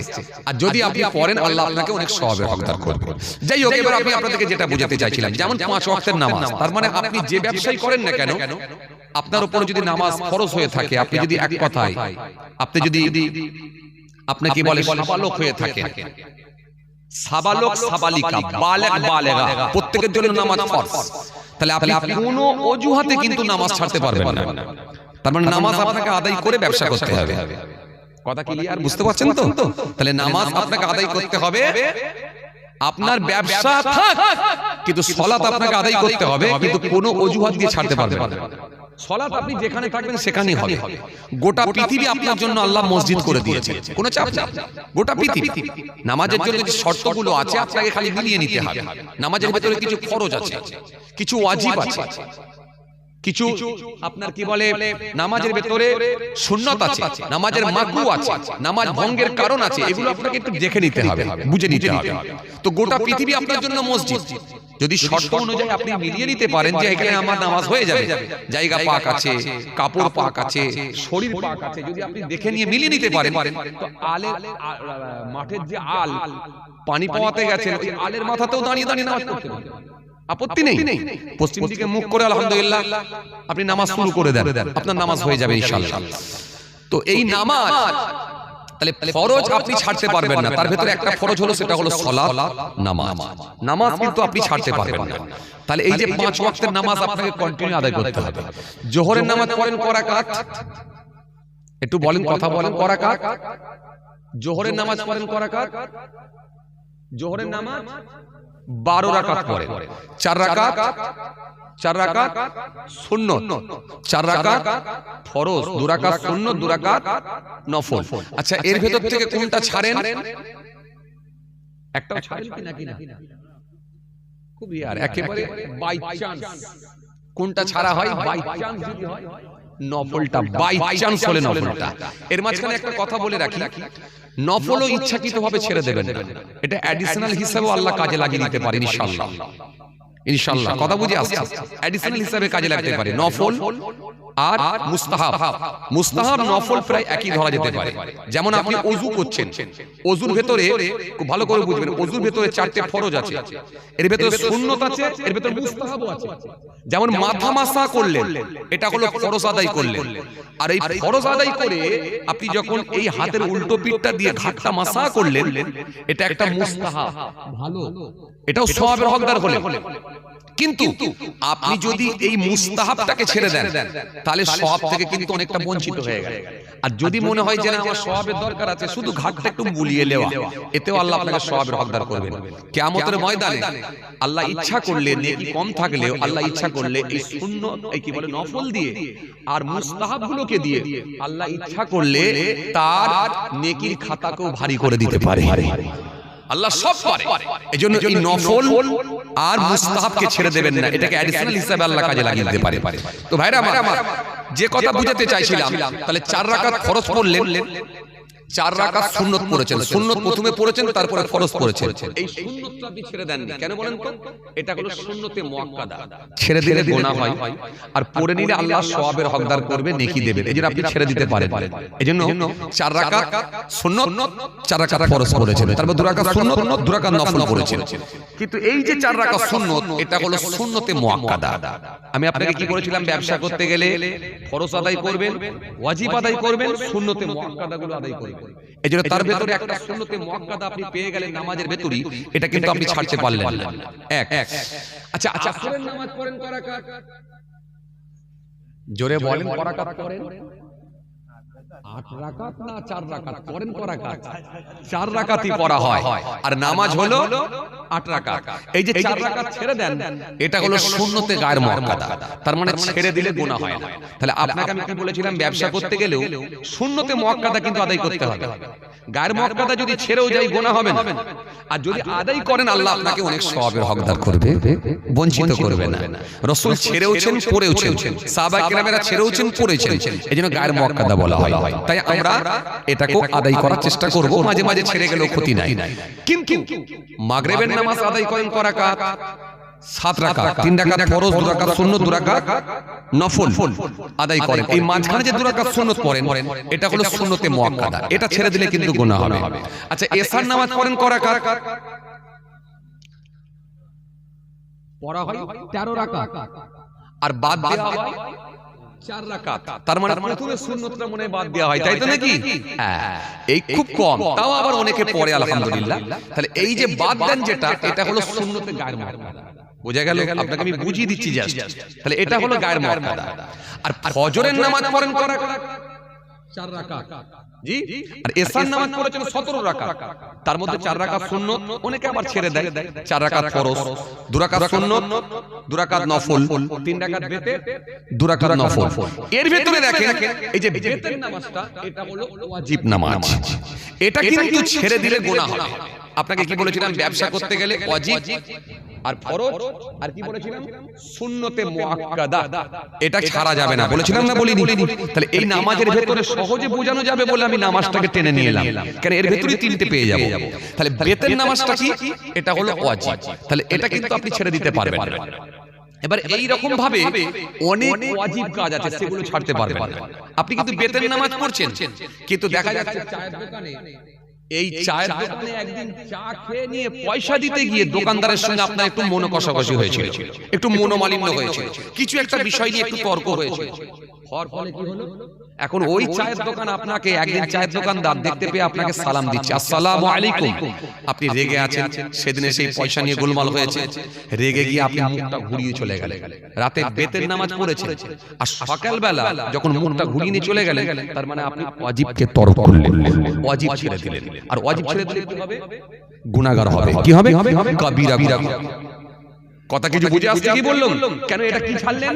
ওই যে সালামের জবাবটা দিলেন না, এই জবাবটা দেয়া ছিল ওয়াজিব। কেন সালাম দেয়া সুন্নাত, জবাব দেয়া ওয়াজিব। কিন্তু রেগে গেছিলেন এমন, রেগে গিয়ে আপনি ওয়াজিব ছেড়ে দিলেন। তাহলে আপনি বেতের নামাজ পড়ছেন, ওই নামাজ আদায় করলেন, কিন্তু এই ওয়াজিব ছেড়ে দিলেন। এইভাবে যদি আপনি অনেক খুঁজে খুঁজে দেখেন, অনেক ওয়াজিব আমরা ছেড়ে দিই। এইভাবে যদি আপনি অনেক খুঁজে খুঁজে দেখেন, ফরজ কিন্তু নামাজ পড়ি, কিন্তু অনেক ফরজ আমরা ছেড়েও দিই। এইভাবে যদি আপনি অনেক খুঁজে খুঁজে দেখেন, সুন্নতে মুআক্কাদা নামাজগুলো করি, কিন্তু অন্য সুন্নত আমরা অনেক কিছু ছেড়ে দিই। এইভাবে যদি আপনি খুঁজে খুঁজে দেখেন, তাহলে ব্যবসা করলেও কিন্তু আপনার আমার ভেতরে অনেক গোলমাল, কথা বলে না, আছে না নাই? তাহলে আপনি যে এই যে সালামের জবাবটা দিলেন না, আপনার যত রাগই থাক, সালামের জবাব দিতে হবে। কেন? এটা রাসূল শিখিয়েছেন, আসসালামু আলাইকুম, ওগো আল্লাহর বান্দা, তোমার উপর আল্লাহর রহমত বর্ষণ হোক। ওয়া আলাইকুম আসসালাম, ওগো আল্লাহর বান্দা, তোমার উপর আল্লাহর রহমত বর্ষিত হোক। এই তরিকা কত সুন্দর, নবী শিখালেন। কিন্তু আপনি রেগে গিয়েছিলেন, রাগান্বিত হওয়ার কারণে জবাবটা দিলেন না। এই জবাব না দেওয়ার জন্য আপনি ওয়াজিব ছেড়েছিলেন। কুরবানিতে গরু জবাহ করলেন না, আপনার আর্থিক অবস্থা স্বচ্ছ থাকার পরেও আপনি গরু কুরবানি করলেন না, তার মানে ওয়াজিব ছেড়ে দিলেন, ওয়াজিব ছেড়ে দিলেন। এইভাবে যদি আপনি খুঁজে খুঁজে দেখেন, অনেক ওয়াজিব কাজ আছে। আপনি একটা উমরা হজ করতে গেছেন, আপনাকে মূল জিনিসগুলো অন্তত জানতে হবে। শুধু হাজী সাহেব উমরা করে এসেছি, ফরজ করে এসেছি বললে হবে না। আপনাকে হজের ফরজ আছে, হজের উমরা আছে, এই কি বলে হজের কি বলে ওয়াজিব আছে। উমরা করতে গেছেন সেখানেও ফরজ আছে, ওয়াজিব আছে। এটা উমরা করতে গেলে দুটো ফরজ। এক, আপনাকে ইহরামের পোশাক পরিধান করা, ইহরাম করতে হবে। দ্বিতীয় নম্বরে কি, কাবা বাইতুল্লাহ শরীফ তওয়াফ করতে হবে। কাবা বাইতুল্লাহ তওয়াফ করা, এটা হলো ফরজ। এরপরে কি ওয়াজিব। ওয়াজিব কোনগুলো? সাফা থেকে মারওয়া আর মারওয়া থেকে সাফা এই সহি করা, এটা হলো ওয়াজিব। আপনি যখন একেবারে সেই কাবা বাইতুল্লাহর সামনের দিকে তাকিয়ে দোয়া পড়লেন, দোয়া পড়ে সাফা থেকে মারওয়ার দিকে যখন আপনি অগ্রসর হবেন, আপনি দরুদ শরীফ পড়বেন, কালেমা শরীফ পড়বেন, অনেক দোয়া আছে, দোয়াগুলো পড়বেন। এবং সবুজ যেখানে বাতি লাগানো আছে সেখানে আপনাকে একটু ছুটতে হবে। কোরআন শরীফের আয়াত পড়তে হয়, ইন্নাস সাফা ওয়াল মারওয়াতা মিন শাইরিল্লাহ ফামান হাজ্জাল বাইতা বি'তামারা ফালা জুনাহা আলাইহি আন ইয়াতাওয়াফা বিহিমা ওয়া মান তাতাওয়া খায়রান ফাইন্নাল্লাহা শাকিরুন আলীম। আপনাকে পড়তে পড়তে যেতে হয়। তাহলে এই যে এক পাহাড় থেকে আরেক পাহাড়, আরেক পাহাড় থেকে আরেক পাহাড়, সাত চক্র যে মারছেন, এটা হলো ওয়াজিব। এবার আপনি যদি বলেন কাবা বাইতুল্লাহ তওয়াফ করার পরে বাবু ক্লান্ত হয়ে গেছি, চ হোটেলে চ, কথা বলেন না, চ হোটেলে চ, আর পাচ্ছি নি বাবু, আমার বয়স হয়েছে আর পাচ্ছি নি, এরকম করেছি কাবা শরীফ তওয়াফ করে নিয়েছি, চ বাবু এবার আর ভালো লাগছে না, একটু যে হোটেলে গিয়ে যদি চলে যায় কি হবে? কি ছাড়লো? কথা বলে না, কি ছাড়লো? ওয়াজিব ছেড়ে গেল। তাহলে এই সাফা মারওয়া সাহি করতে হবে, এটা আপনাকে আস্তে সুস্তে হলেও করতে হবে। যদি না পারেন সেখানে গাড়ি ভাড়া করে হলেও করতে হবে। এত সহজ নয়। আল্লাহ নিয়ে গেছিলেন কদিন আগে, উমরা করে এলাম, আমাদের সঙ্গে অনেক কাফেলার ভেতরে হাজী সাহেবরা ছিল আলহামদুলিল্লাহ। তো এই মিকাত থেকে বোম্বাই থেকে আমরা যখন ইহরামের পোশাক পরে নিয়েছি, আমাদের সঙ্গে কয়েকজন ব্যক্তি তাদের আলাদা ফ্লাইট হয়ে গেছিল। ফ্লাইট হয়ে যাওয়ার কারণে সে আর ইহরামের পোশাকটা যে পরতে হয় জানে ব্যাস না পরে একবারে নিজের পোশাক যেমন ছিল ওই পরে পুরো হারাম শরীফে চলে গেল। কথা বলতে পারছেন না? এইবারে গিয়ে তো মাথা খারাপ। এবার আলেম ওলামা যারা আছে বলে সর্বনাশ করেছে, এই লোকটা এরকম পোশাক পরে চলে এলো, যা কি হবে? এবার লাস্টে আমরা আস্তে আস্তে সব আলোচনার মাধ্যম দিয়ে, আলোচনা সাপেক্ষে আমরা সব লাস্টে আবার বললাম যে আপনি এক কাজ করেন, দম দিয়ে তাকে কুরবানি দিতে হলো। কথা বুঝে আসছে তো? 26,000 টাকা খরচা করে কুরবানি দিয়ে, এত সহজ নয়। শুধু গেলে হবে না, আপনাকে ফরজও জানতে হবে, ওয়াজিবও জানতে হবে। তাহলে সাফা মারওয়া সাই করলেন। এরপরে কি? মাথা মুন্ডন করা, ন্যাড়া হওয়া। এই ন্যাড়া হওয়াটাও কিন্তু ওয়াজিব। লোকে জানে না, গ্রীষ্মকালে ন্যাড়া হয়ে যায়, ন্যাড়া হয়ে গিয়ে বলছে সুন্নত আদায় করছি। না, জীবনে নবী ন্যাড়া হন। নবী জীবনে 3 রকম ভাবে চুল কেটেছেন, জুম্মা, লিম্মা, উফরা, 3 রকম ভাবে চুল কেটেছেন। আর একমাত্র ন্যাড়া হয়েছেন সেটা হলো হজের মৌসুমে। হজ করতে গিয়ে তবে আল্লাহ রাসূল সাল্লাল্লাহু আলাইহি ওয়াসাল্লাম ন্যাড়া হয়েছেন, বাকি কোনো টাইমে না, অন্য সময় ন্যাড়া হন। কথা কি বুঝতে পারছেন? তার মানে আপনি অন্য সময় যদি ন্যাড়া হন সেটা আপনার ব্যাপার, কিন্তু ওইখানে গিয়ে আপনাকে চুল মুন্ডন করতে হবে, মাথা ন্যাড়া করতে হবে। কথা বুঝে আসছে? তাহলে এটাও হলো ওয়াজিব। তাহলে এইভাবে আপনাকে ওয়াজিব আদায় করতে হবে, পাশাপাশি ফরজ আদায় করতে হবে। এর পাশাপাশি কি সুন্নতে মুআক্কাদা গুলো আদায় করতে হবে। তাহলে ব্যবসা করতে গেলে কটা কাজ বুঝে আসছে তো? এইভাবে যত ওয়াজিব কাজ আছে খুঁজতে হবে, যত ফরজ আছে সেগুলো খুঁজতে হবে, ফরজে আইন গুলো আদায় করতে হবে। যদি ফরজে কিফায়া নাও পারেন সেটা আলাদা কথা, করলে সব, কিন্তু ফরজে আইন ছাড়তে পারবেন না, মনে রাখতে হবে। আর কি সুন্নতে মুআক্কাদাও আপনি ছেড়ে দিতে পারবেন না। এরপরে আরেকটা শর্ত কি? আরেকটা শর্ত হলো, আরেকটা শর্ত হলো আপনি কোন হারাম মাল বিক্রি করে দিতে পারবেন না, কোন মাকরুহ মাল বিক্রি করতে পারবেন না, আর কোন সন্দেহযুক্ত মাল বিক্রি করতে পারবেন না। যদি আপনি নিজেকে সঠিক ব্যবসায়ী বলে দাবি করেন, এবারে হারাম কোনগুলো মনে রাখবেন, কোরআন হাদিসের মাধ্যম দিয়ে, কোরআনের মাধ্যম দিয়ে আল্লাহ যেগুলোকে বাংলা নিষেধ করে দিয়েছেন, যেগুলোকে বারণ করেছেন, সেগুলোই হলো হারাম। এরকম হারাম কাজ অসংখ্য আছে, এই অসংখ্য হারাম কাজ আছে, সেগুলোকে আপনাকে জেনে বুঝে চলতে হবে। হারাম জিনিস আপনি বিক্রি করতে পারবেন না। তবে এতটুকু আপনাকে বলি, যেটা খাওয়া হারাম সেটা ব্যবহার করাও হারাম, সেটা বিক্রি করাও হারাম। যেটা ব্যবহার করা হারাম, বিক্রি করাও হারাম, যেটা খাওয়াও হারাম, বেচাও হারাম। এবারে কোনগুলোকে হারাম বলা হয়েছে সেগুলোকে আপনাকে খুঁজে খুঁজে বার করতে হবে। কোন হারাম মাল কিন্তু বিক্রি করতে পারবেন না।